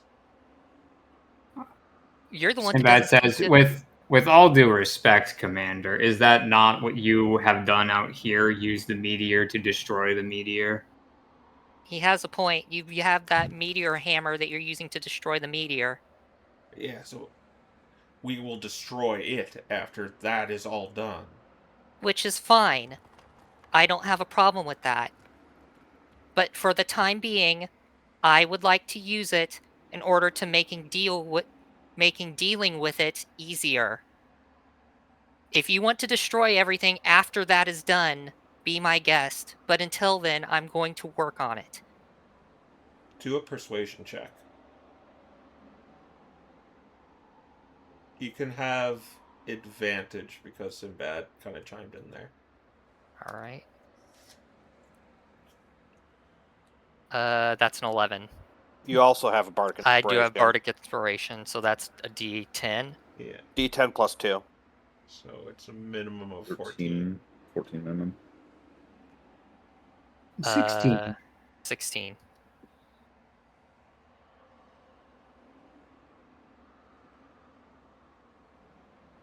He says, I can't have you doing this by yourself if you're going to do something like this.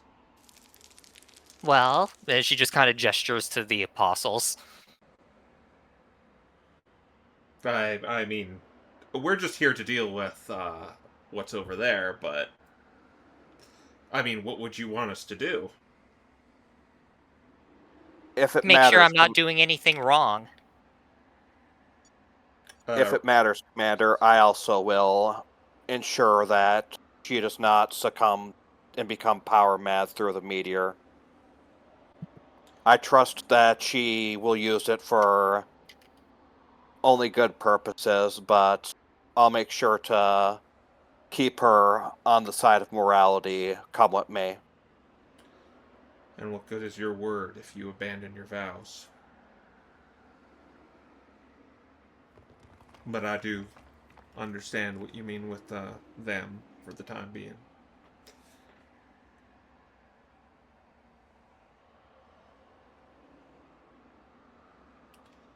I mean, we don't want to stick around forever, but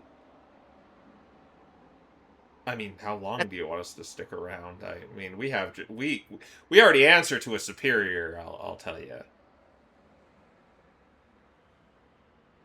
Well, for the time being, as long as you're with us, you can at least do that and make sure I don't do anything I'm not supposed to.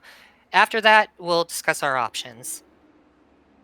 We're not just going to force you to stay around, not that we could if we wanted to. No, you couldn't. Nice try, though. Sinbad says, I mean, it might be fun to try just because then I might see you just fly up into the sky in the end. He's trying to be humorous. Please understand that. Oh yeah, I appreciate it. I mean, we can even build a little statue for you of the creator, and some of our followers depict the creator as a female, so we can make her super hot for you. That won't be necessary. That is really blasphemous. Well, come on, I think Arceus has a sense of humor. Yes, but his followers may not. Not to mention my one interaction with him, his voice was very booming and terrifying. I wouldn't want to even risk getting on his bad side. She has a point, Bartholomew. Oh, okay. We'll watch the little fox. See if she doesn't do anything bad. Is that good enough for you, Uriel? Yes. I will also say that the ether and its items can be used by anyone. So if Queen has found any pieces of it out here, it's only a matter of time before she can construct her own weapons with it.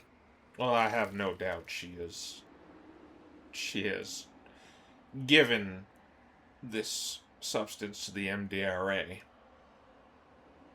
and has probably procured those sorts of items for herself. Honestly, if you paid her, she'd probably give it to you too. I don't think she really cares whom she gets it to as long as it benefits her some way. Well, the thing is, we want to arrest and execute her, not buy from her. That the other thing I want you to also know is because this substance is alive, it is more than likely able to regenerate itself and heal. So removing it might not be possible until its core is destroyed. Romuald says, if I may, is that what we encountered with these fine folk here? Yes, from what the other group has told us, that was my first time encountering it myself, but from what the other group has told us, yes, that creature is what comes from the ether. Slide on Yep, the other it's got side of the all continent, sorts of and then eyes and tentacles, and it's a real nasty thing, and it'll follow you around, and it'll make you go places for a long time, and then you come back, but there was never any grass there, so it wasn't that great to begin with. Aiden just gives that 1,000-yard stare. Well, if I may interject in this conversation, says Romuald, I can confirm they faced such a creature, this ether as you call it.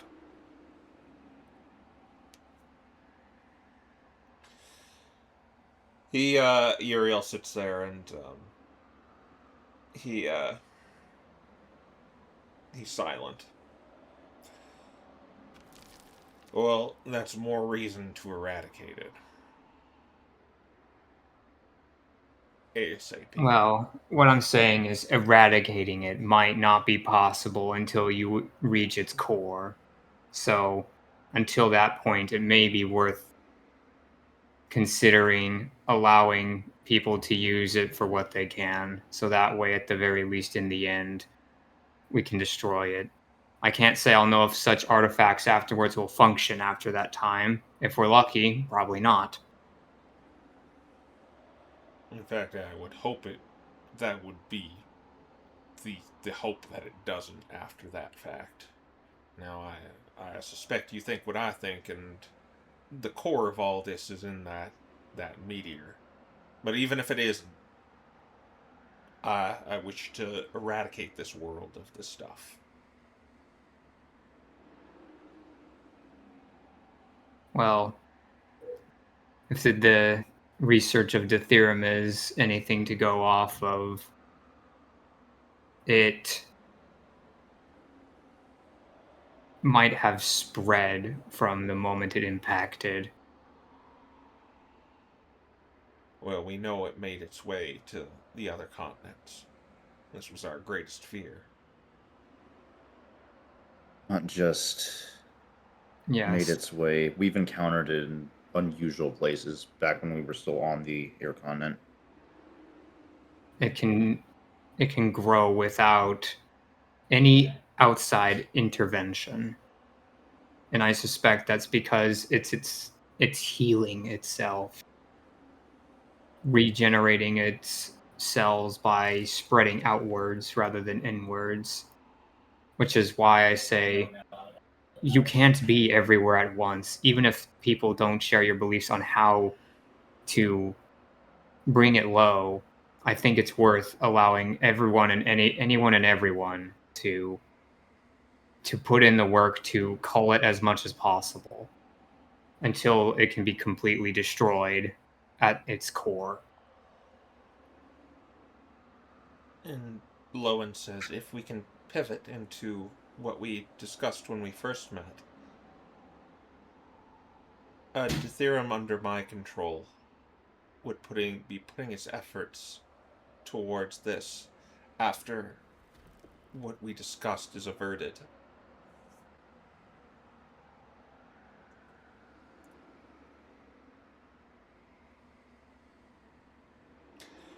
Well, I think I need some time to reflect on this. A lot of the stuff to reflect on.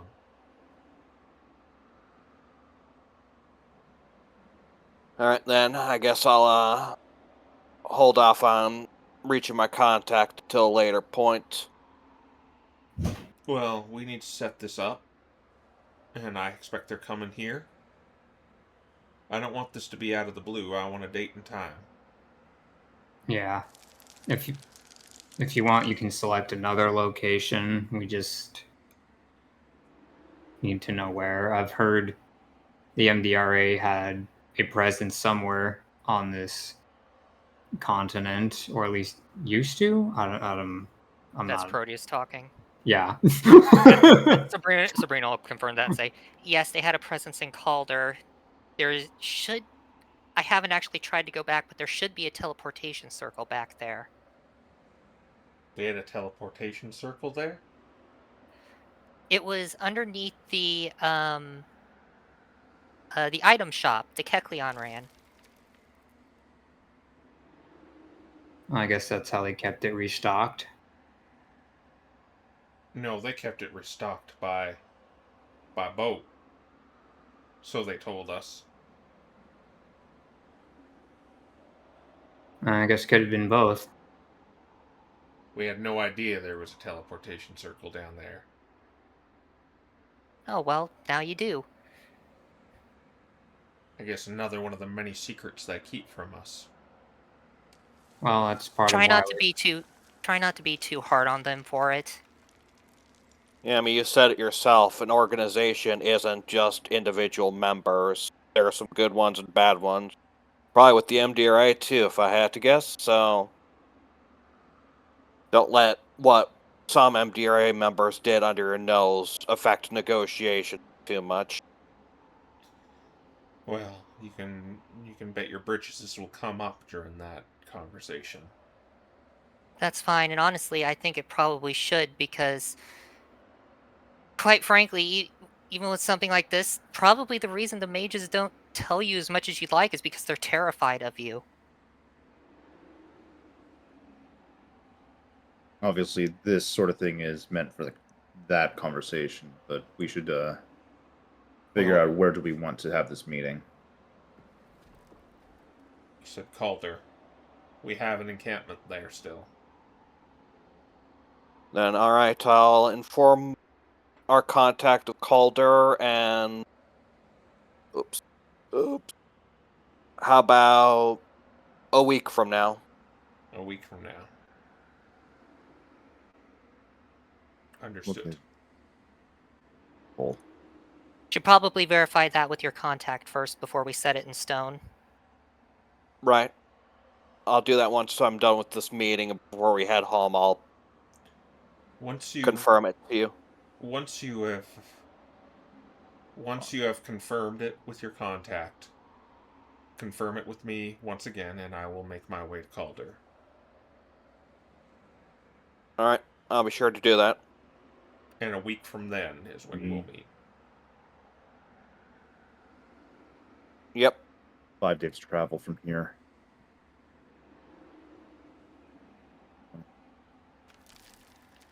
Very good. Assuming there's no delays of any major sort, then...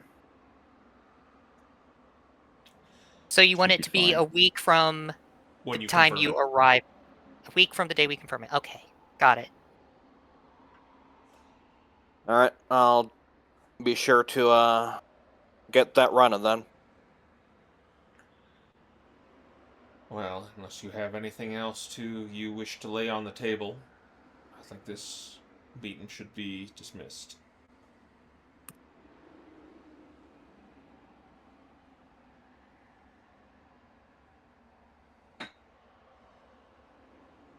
Well, that's all we came here for, so...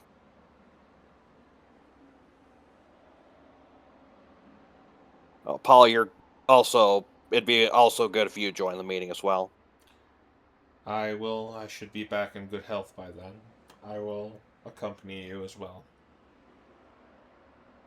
Alright. Sounds good to me.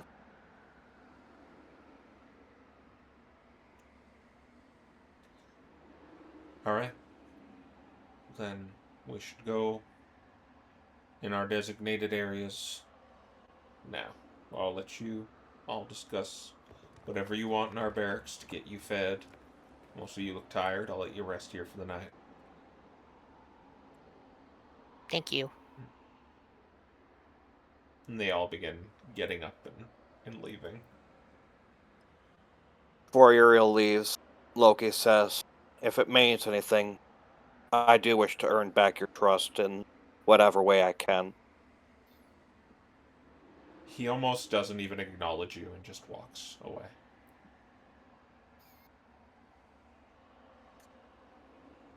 Sabrina puts her paw on Loki's shoulder and says, "Give him time. I don't want to get your hopes up too high, but maybe he'll come around." Loki gives just a sad nod, and he walks almost silently back to the barracks. She's gonna go with him. Yeah. You can all kind of sit around a table and eat once again after the meeting. If there's anything you wish to discuss amongst each other or what your next move is, you can do it here. Let's see. The moment we Kind tell of- them we've only got Did a good chunk of that there, although I suppose you can do your sending to Estelle. Yeah, like, that's what I was immediately just after about the to... meeting. That might change this discussion. That was what I was just about to say. Nick is gonna use sending on Estelle and tell her, I don't know if this is gonna be 25 words or less, but she is going to say, we've talked with the Howled Flames, we are prepared they're prepared to speak. Do you want us to confirm it with you in person before we go through with it, or do you just want me to use another that's setting? too many. Yeah. Do you want us to confirm it with you in person? As I guess we're all cut it off.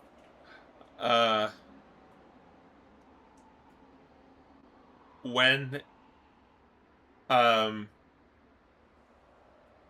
she says you cut off a little bit, I'm going to send you again.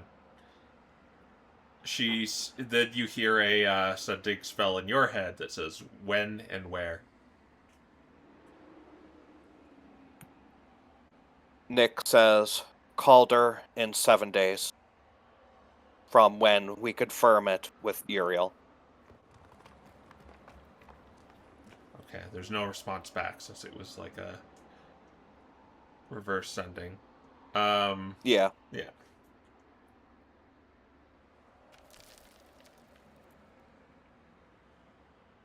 I guess she does send back. She says, that will do.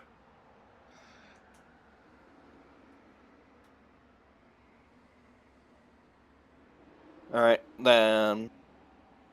Yeah, Nick, says, alright, well, got confirmation from Estelle. Looks like they're going to be Calder in 7 days, so... Once Uriel's had some time to cool off, I'll probably inform him of that. Should probably tell him immediately, just so that the day doesn't roll over and we're off by a day. Right, Considering we've fair enough. I have no idea where I'm going to find him, but I guess I'll just ask around. You can eventually get someone to lead you to his quarters. And he acknowledges it. That 7 days from now. Okay, I got it. Yep.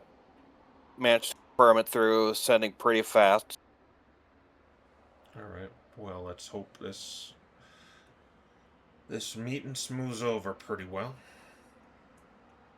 Yeah, I'm hoping so too. Anyways, you said you needed to think, so I'll let you do that. You make your way back to the rest of the group. Proteus says, "Did you tell them that they're free to use the teleportation circle?" No, I mean, but I'm sure they would probably use it, but I also know that to keep up appearances, they might take the mundane path. well, that mundane path ain't exactly available to them, so I don't want to waste all my Isn't it? spells. How did the apostles get here then? We got here by boat. He's just behind you. Yeah, see, From what I boats heard, still they get weren't letting. here. Most boats weren't. Then again, I guess it was just regular folks coming through Calder. Yeah, something happened. They were only letting. Well, if you had the right stuff and knew the right people, you're only getting here via boat.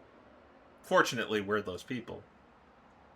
So I don't know if the shop in Caldera is still stocked or anything. I guess you guys could tell us if that shop seemed to still be functioning. Yeah, well, due to the edicts, they sort of have to sell magical goods and equipment to the MDRA and, well, those who remained here.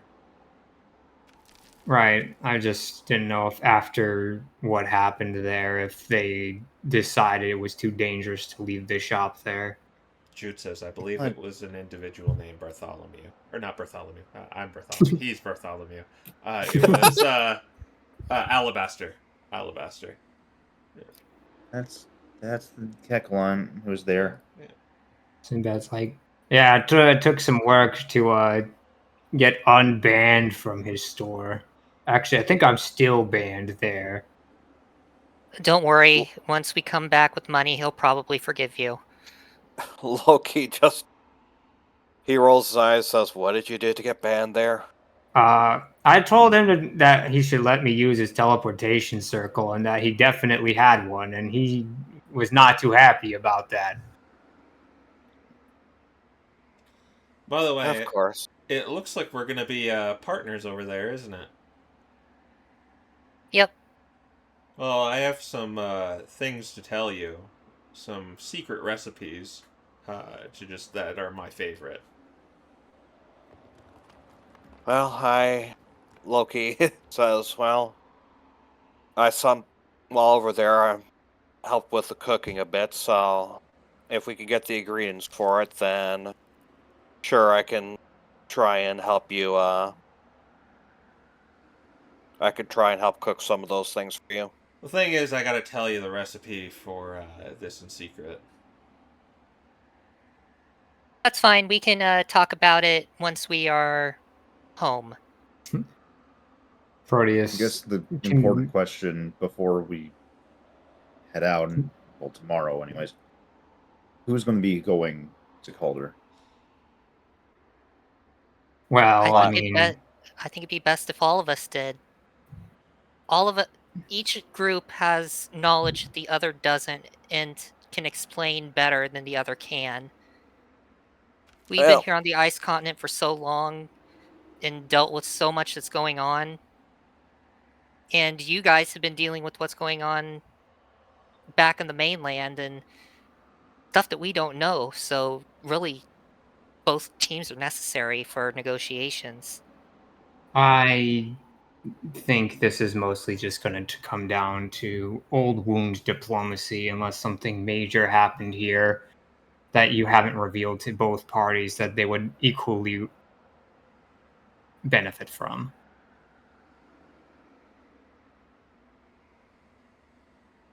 Honestly, Otherwise, we're just going to be going over old wounds and the Dithyrum Corporation predominantly.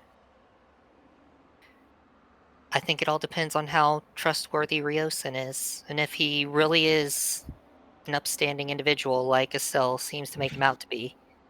I suppose you would be the expert on that situation. However, I still think that, I'm just going to zone this discretion, this conversation. Screw it. I don't need spell slots. I need privacy. That's an interesting statement, but it is true. That's going to be my status for the rest of the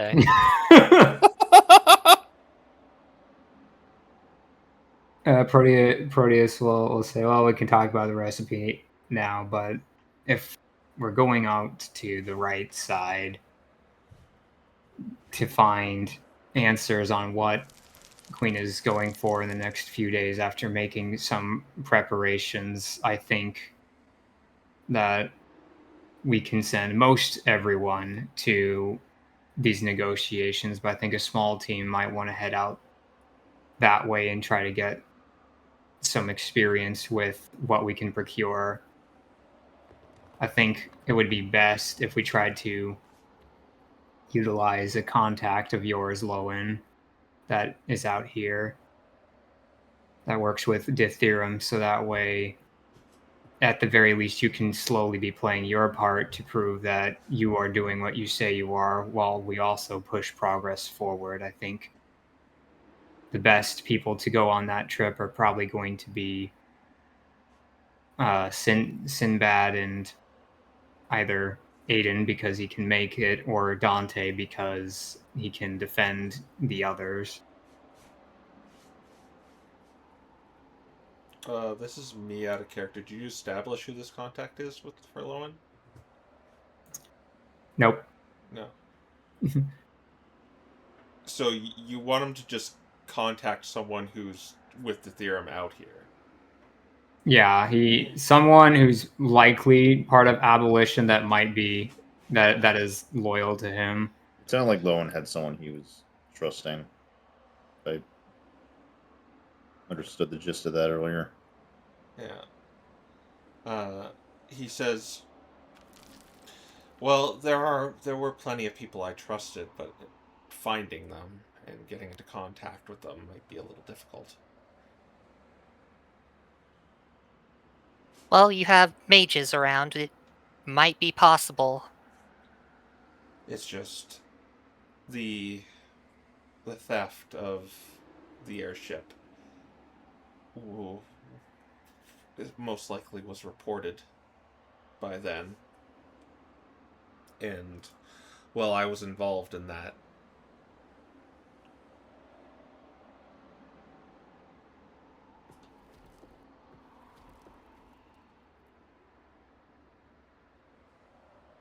Did we lose him? No. I don't know. Okay. Yeah. Yeah. Okay. Yeah, okay. You were silent for a second, so we were worried. He said, there are people I trusted, but it might be hard getting into contact with them, as I was also involved in the theft of the airship. And just showing our face around abolition or Detherum might be a death wish. Well, I guess here's a good question. Do you trust, well, I get, so you're not going to like what I'm about to say, but if we can contact one person and find a meeting ground, and if you think they're trustworthy enough to at least let us hear them out, we could try talking with them, and if things go sour, we'll just skedaddle before they can bring the rest of abolition here. If you're willing to take that risk, then...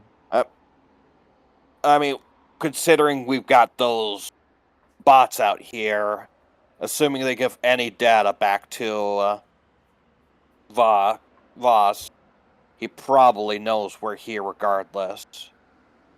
So, unless he or she brings reinforcement, I think getting contacts with Deuterium is going to be good for eventually bringing you up to the rural leadership. Isn't there a problem with that idea? Like, what if the meeting doesn't go badly? Then they'd know what we're trying to do. And then any future meeting probably just has scrutiny immediately.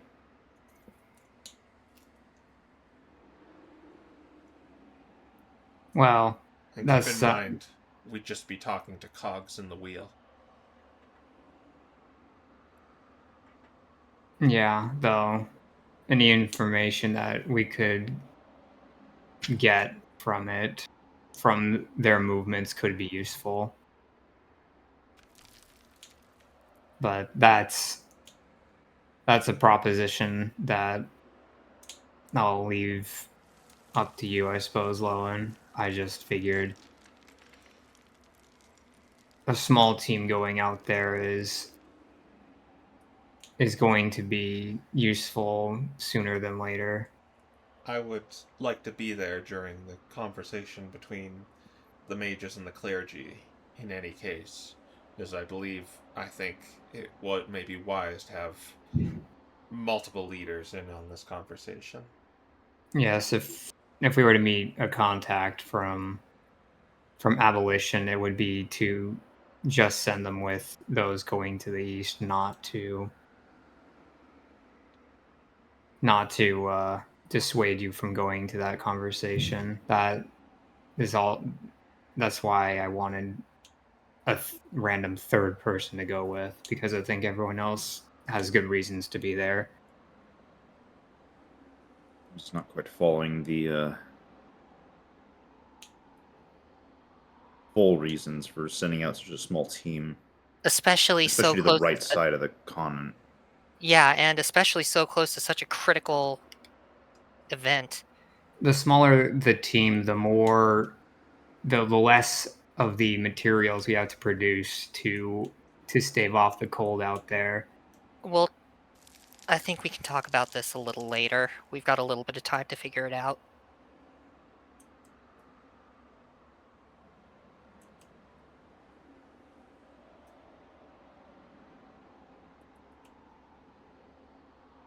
Yeah. Yeah, I suppose alone we need to think of even a good contact to even try that, let alone anything else. Yeah, I'm not too privy to who is even over here.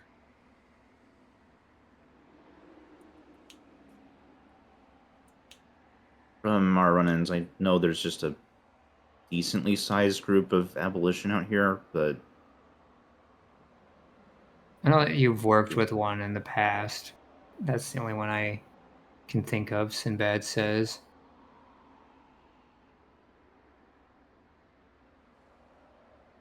that was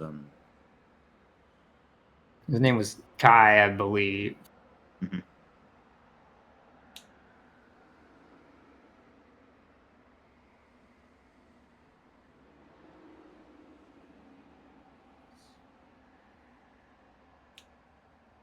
I'm trying to remember exactly who was split going where, and like, It was Sigurd and Sabrina that one with them. right, Yeah. was Yes, we did work with an individual named Kai once.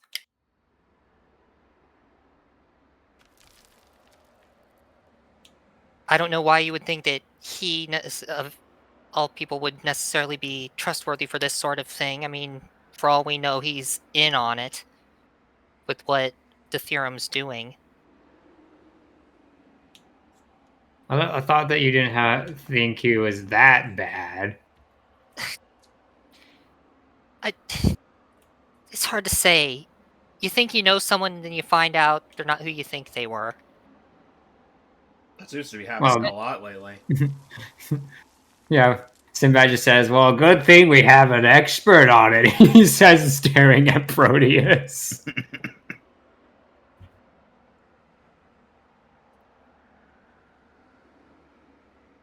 I think, I don't know, I think going further on the east side may be A too bit great of premature at the moment. Yeah, Yes. we fully understood that. Like, Considering that even was the if whole it's reason just we were trying to to, find stuff. even if it's just to do it for research purposes, there's just Well, too much danger. So, what is the deal with this thing you did around us? what? The zone of discretion that you kind of put up. It makes it so no one inside this circle can be heard outside, and people who I choose inside can be treated as outside. Oh, did you treat them as that, or Probably not, because they wouldn't notice it happened okay? if I let them in. All right, so they don't even notice it happened.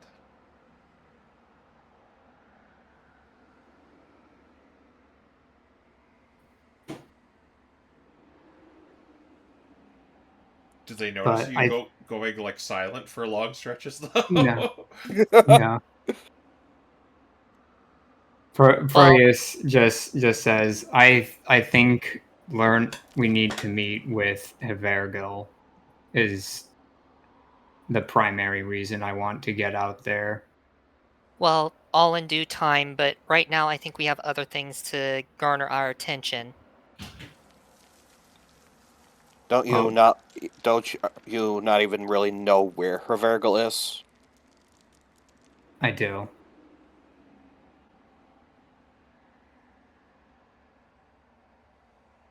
Getting to her is not an exact, but I was told her general location. Well, general location's going to be very difficult on the east side. Yeah, but everything is going to be difficult out there. We could spend a month out here trying to procure artifacts and still know nothing. I don't think it's pertinent to know at this exact moment. I Is think we're it? more concerned about the upcoming meeting. It's too much to try to split our attention right now. Well, we don't have to commit everyone. No offense, but I don't think that the big ball of fur over there, he points at Sinbad, is going to exactly provide much value there in comparison to everyone else.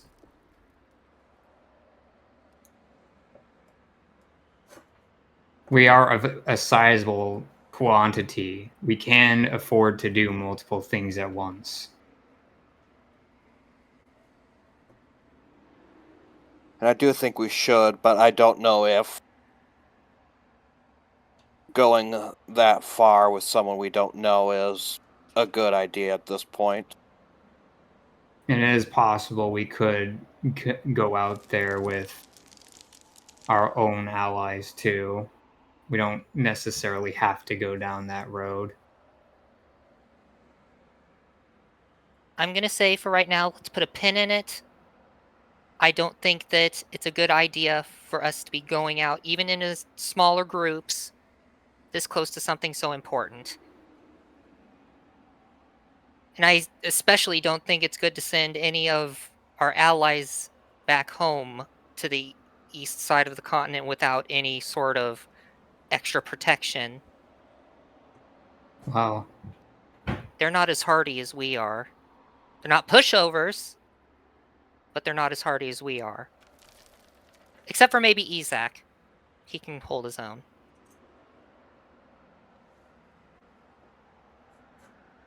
I don't know. I think no one's given Vanitas a chance either.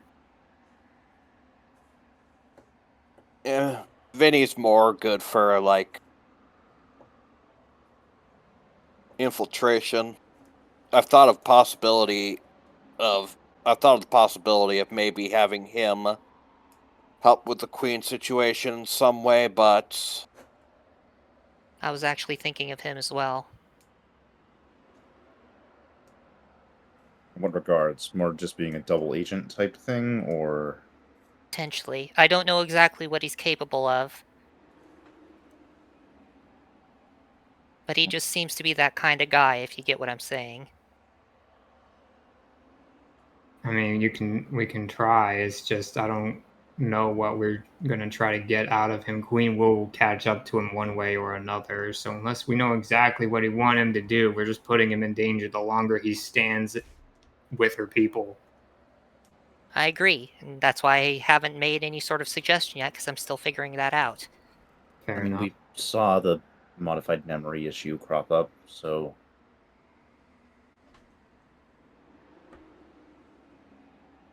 that might make And- that difficult. In any case, do we have any more business that we need to do here, or are we just going to head out tomorrow and head home? Because I do Well- have some projects to work on. More than likely, I think tomorrow we'll be heading home.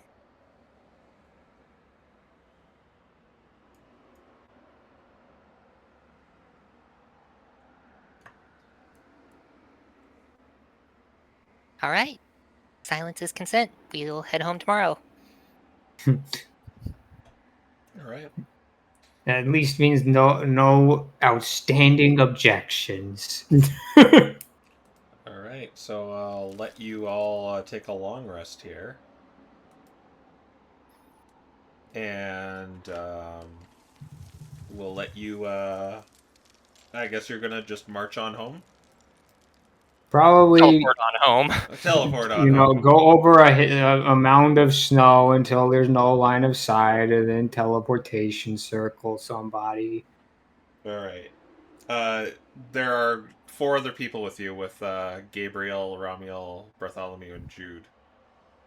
Man, can't angels just teleport themselves? I'm kidding. I mean, it's Teleportation circle. it basically just makes a portal that they can walk through. As long as everyone can pass through it Sure. in the Okay. one round, everyone can go through. All right. Ironically, it's the 8th level spell that isn't that flexible. Creature that enters the portal. Yeah, it's 1 round. And you go back to you arrive in a library with a gold dragon inside of it. Just a moment. Whoever comes in first, Sinbad or Proteus, I guess, is gonna be. I guess Sinbad is gonna be like, "We got angels with us this time." Welcome to Fort Radagast. Alderion says, "Would there be a chance you can move this thing somewhere else?" Give me 365 days. Hmm. In an instant. Well, I he said the apostles, or especially Bartholomew, says, "Well, this place looks far nicer. You even got a library in it, and you have angels with you." Yep.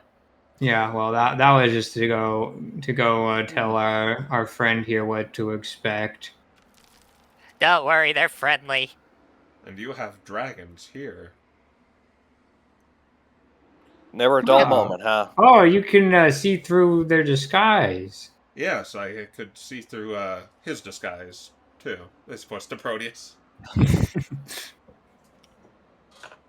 Proteus will just say, I mean, you know, part of it is also real, like Yeah. gestures to the antlers and stuff. He says your craftsmanship is quite nice. I think our Uriel would give it a passing grade. Now, I believe this goes without saying, but I will say it for formality's sake, but the dragons are classified information, so if you could keep that under wraps, we'd appreciate it.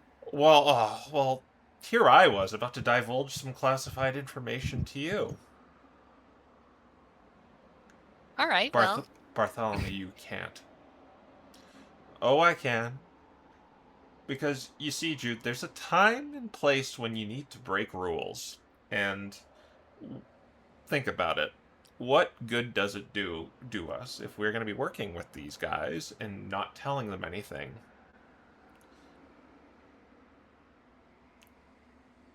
But we had orders to not tell anyone anything. Sinbad says, well, if it helps any, You can tell it to me because here's some classified information to you. You could, I suppose, call me an avatar of a god right now. See, like, who are we to deny them to after them telling us something like that? Well, I guess it depends if you're even being truthful about that, but I don't have zone of truth for that. But if any of you have the hold person spell, feel free to try it. well, You know, actually, you could just take off your sunglasses. getting out of DM mode, the way it works with you, Simbad, is you're classified as a humanoid, and an elemental. You just take the worst of the situation if it befalls you. Oh, ouch. Not an elemental. So am I. He says, well, first off, I want to just say I want you to also probably leave with Gabriel, Jude.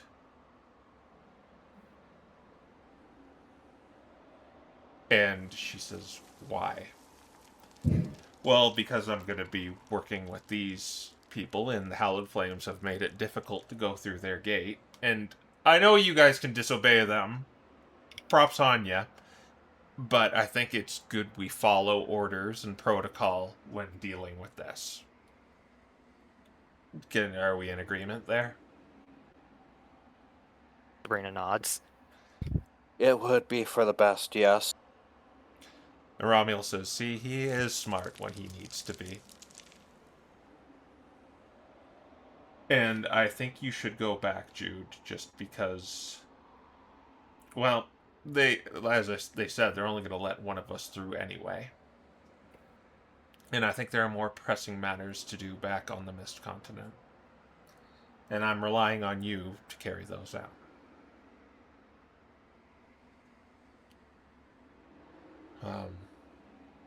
Understood. I don't think Basilisk would be doing it this way. Well, good thing I'm not him. But I think I should, as I said before, I'll kill the anticipation here and tell us exactly what we're doing here, because our friend Uriel, not ours, hit that one back at the Hallowed Flame. That's going to be confusing later. He is right in the assessment that we are here for a reason.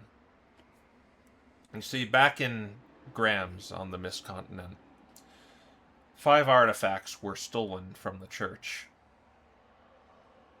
The church we hail from. And these items were under lock and key. We weren't even sure they existed before they were stolen, to be quite honest. But they were called sealing stones, and we were debriefed by our superior that they housed demons. They contain a great deal of miasma. And, well, another reason, Jude, I don't want you on this mission is because, well, it was under the guard of the church, under lock and key. How do our friends here think it was stolen? Sounds like an inside job. Mm-hmm. Or at least made to look that way. And I don't think the church is as clean as it thinks it is. Or likes to appear to be. And our job as apostles is to deliver his judgment, despite what our mortal coils are. And so basically, you want to use this to figure out who or what man to take them. That way you can deliver that judgment, huh? Yeah, yes. And unfortunately, I can't be in 2 places at once, as you said, back at the Hallowed Flames base. And that's why I need you to go back to the Mist Continent, Jude, and maybe report to Sindolphin directly.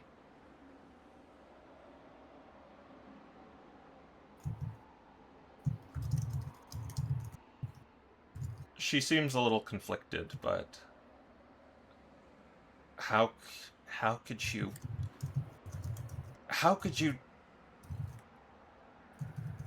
come to this conclusion just now? I've thought about it for a while, but I just wanted to get all the information in my old noggin here. But I think it is paramount that you go back, because I trust you, Jude. Because in the worst case scenario, one of the other apostles might be the traitor. And I need you to keep that in mind when you go back.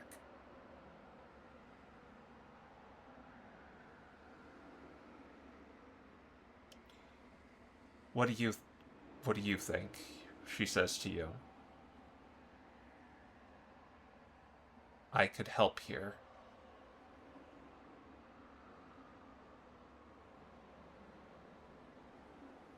Hard to say. I'm not sure what your skill set is and how much you would be able to contribute there or here.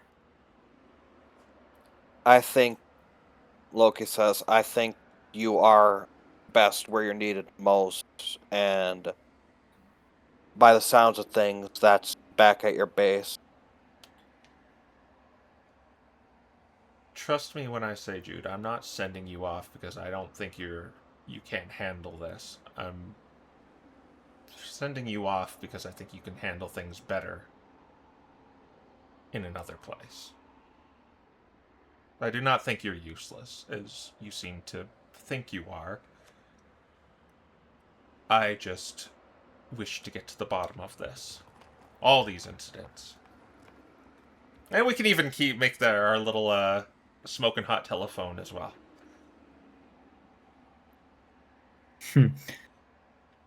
How do you have a means of getting to and from the Mist Continent?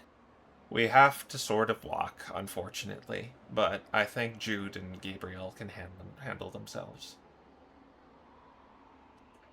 Do be aware it is dangerous here. I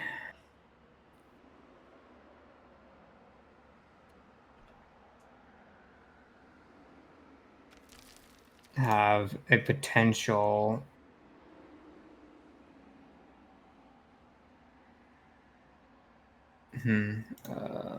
let me do some research. Well, he's doing that with all this information in mind. Just in case Loki is going to use his channel divinity to use divine sense. Well, you sent celestials. Yeah, that's just... He just wanted to confirm that. Yeah. He just wanted to confirm that he sends two celestials just in case. Does it like point directly to them when Let me check. I don't use this enough to know for sure at this, but I think you are aware for the next 10 minutes, know the location of any of those creature types. You know it's creature type. Alright. So, yes, he would probably, assuming that they are both what they say are, he would probably get two ping in their exact direction. Yeah, and does it tell you that they're celestials, or just one of the types it tells you?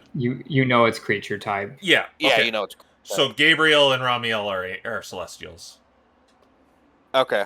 Not the apostles. They look humanoid. So Pokemonoid. So You can't detect elementals, so Sinbad goes under the radar.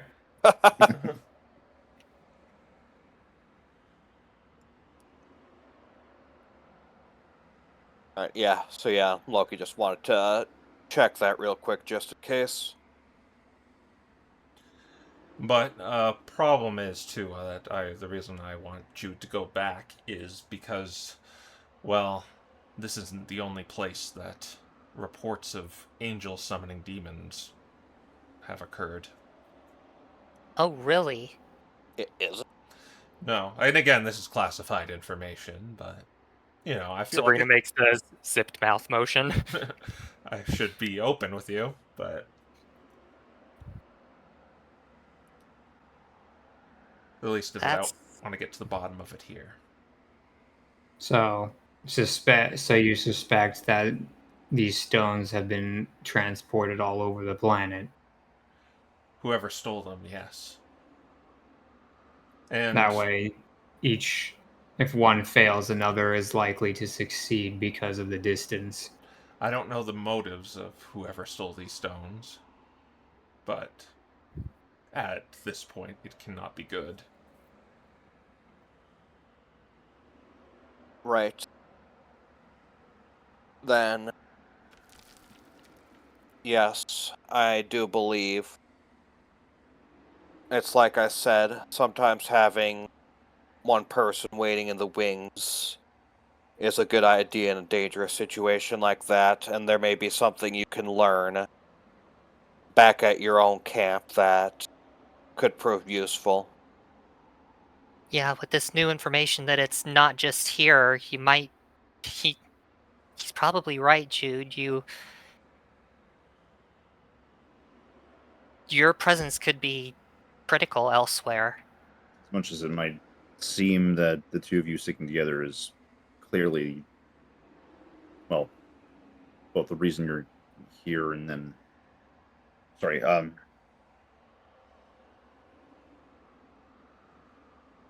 sometimes, like Sabrina's even saying, it is just best to put your strength where you need it. Well, in this case, Bartholomew clearly believes your strength is best spent making sure things might not get worse elsewhere. And it's just proof I'm not giving you lip service, kid. Even these guys can see it. I can keep in contact. Well, Ramiel and Gabriel can through their weird angel telepathy thing. But you can keep me updated that way. Given Yes, the while we're opportunity, believe you me when I say I can find a way to contact you now that I've met you. Same. Okay. and what you learn there while we're preparing or while we're out there may be vitally important to our survival. Alright then. I will go back. But if you go back, Jude, just don't tell Sindolphin I told these guys this stuff because she's just going to give me a bunch of paperwork.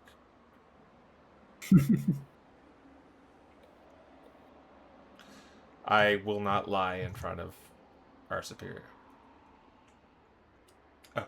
Well, I don't know if you want to stay here for the night or do a little sleepover party, but should probably be heading back pretty soon.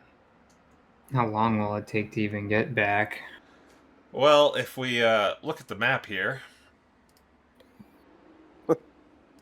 uh, Oh, time to go open Owlbear.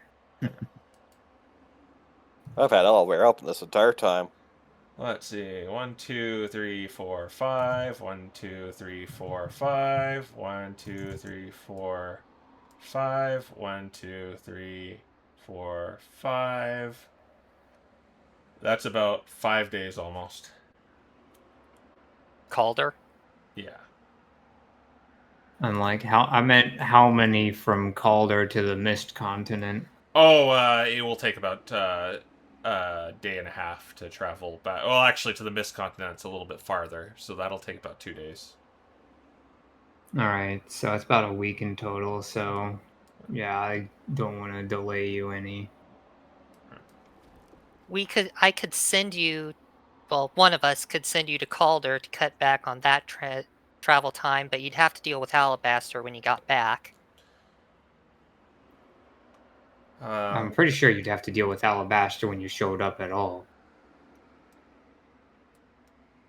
Well, It's not every day that you have a secret agent, acolyte, apostle. I don't know what you guys are exactly, but that he's not going to expect you. Is my point. yes, and we should keep our presence. I think we should keep our presence secretive. So it's okay. I'm fine with walking. Gabriel should keep me safe. You should Okay. bundled up tight though, Jude. You might catch a cold out there. Yes, I'm not a child anymore. Well, is there anything else you wish to know about this? Just for me to get up your to-do list? Because I'm gonna be honest again. There's no zone of truce, but that's what I'm trying to do here. Well, I suppose that I should tell you that we've brokered a deal with the demon we did encounter. Ugh, why would you do something like that? You've heard the stories. It never works out good for you. Well, he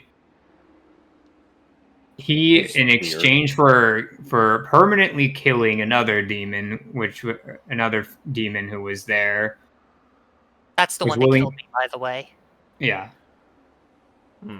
So he killed that one permanently for us, which is nice, I guess. But he mostly did it to increase his own power for the sake of gaining merits with another demon.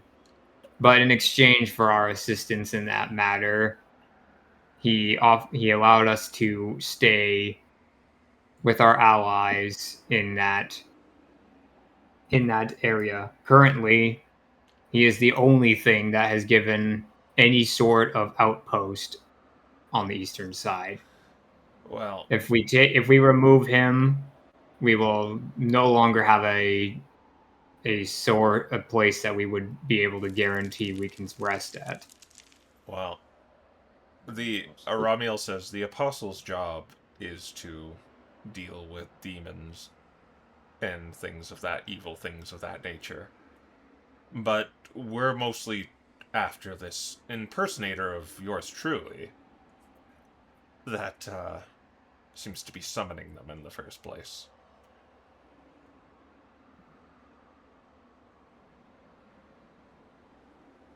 Well, I'm not fond of the fact that he's here. Normally, abjurers like me banish those sorts of things, but he is kind of a critical asset at the moment. So, as long as he doesn't cause problems, I think it's best to just leave him be. The other is in control of a gateway to several different planes that we need to travel to if we want to kill the archmage that killed Loki. Well, Something that is my responsibility. perhaps we can deal with that later, but for the time being, it's this impersonator that we wish to deal with. Very Yeah, well. one thing at a time.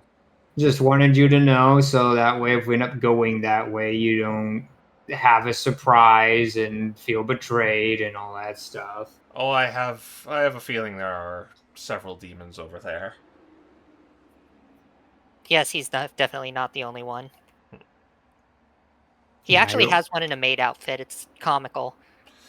Oh yes, that's what demonkind does to its lesser beings. Things of that nature. Very cruel.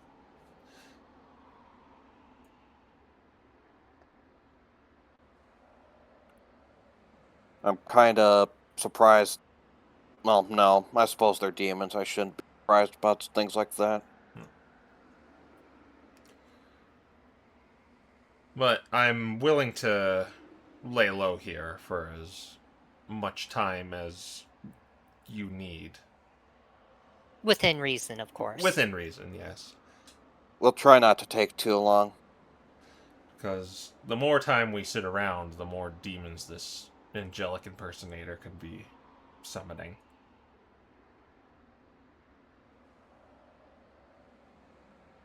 Right. Well, I hope you don't mind if we at least have this week to prepare for the meeting between the Hallowed Flames and the MDRA. Yeah, you're free to do that. I'm gonna see what you have around here. I'm sure you'll find plenty of surprises. We haven't exactly had a ton of time to explore the place. Oh, I should warn you about a little thing about us too, us apostles. Well, if he dies, well, I'm gonna die in a day. So try to be nice to him, and I doubt anything here could kill me, Bartholomew. Wait, so if Bartholomew dies, Gabriel dies in a day? No, if Romuald dies, Bartholomew dies. Are you like a warlock or something? It's more like we're sigil bound. It's well, I'm divulging all the apostles' dirty laundry. Not really dirty. It's clean laundry. Look at our clothes. It's dry cleaned. But when we're apostles are something you don't work to become. You are chosen. They choose remarkable individuals to these angels bound themselves to in exchange for remarkable power. Well, it's better than being born into it, I guess. Well, not really. Romuald says he's suggesting he has a tragic backstory. Oh, I'd like to hear about Can it you shut up, sometime. please?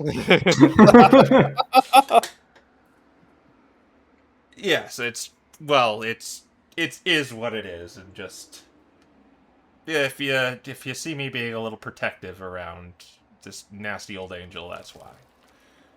Well, you're in good company then, I think. Tragic backstories ain't exactly something nobody here has. Yeah, I mean, everyone has it. what are you talking about? I never said I had a tragic backstory. Let's see what they have around here, Romeo. And he begins like exploring your fort. Yeah, he'll probably find Sabrina's corpse eventually. Don't look in the basement!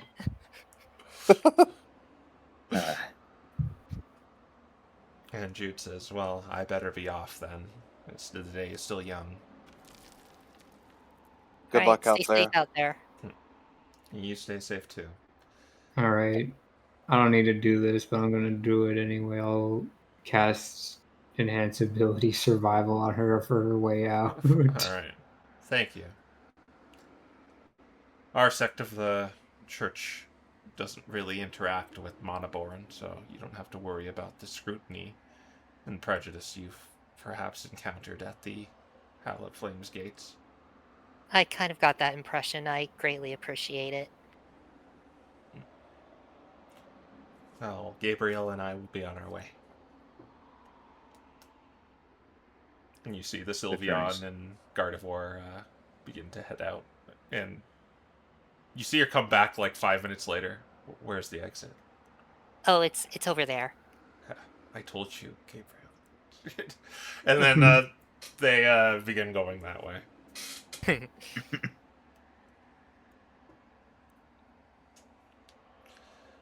Aldarion says, "You seem to bring back new people with you everywhere you go.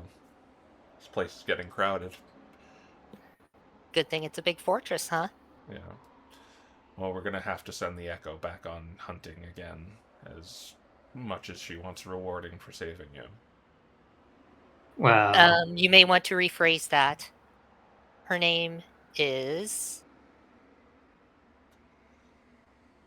She's kind of making a go on gesture. The one you call Ivy. It's a step in the right direction. I'll accept it. Proteus will say, although she does have a pretty good cookbook with her as well, preparing the food properly can also prove to be useful, and I know that she enjoys the outcome of that venture much more than hunting itself. Yes, it's just most of our ingredients to do so come from out there. And we're getting more and more mouths to feed. Loki, It's just one more. I don't think Celestials need to eat. I believe he said as much. Yes, I think that is true. Loki Simon says, at least for the time being, while I'm here, I'll do the hunting in her stead. Need some time away to think, anyways. Very well. At the very least, Ezek and, well, this Melinda seem to like doing it. And Jameson.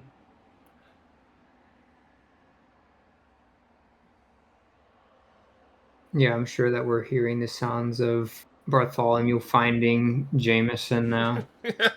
Wow, is that wigs you have? What?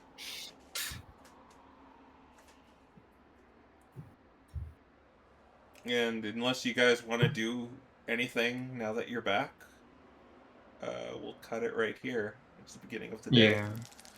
We'll figure out what we do next Yeah. time. Sabrina I think. has a list. Yeah. Okay.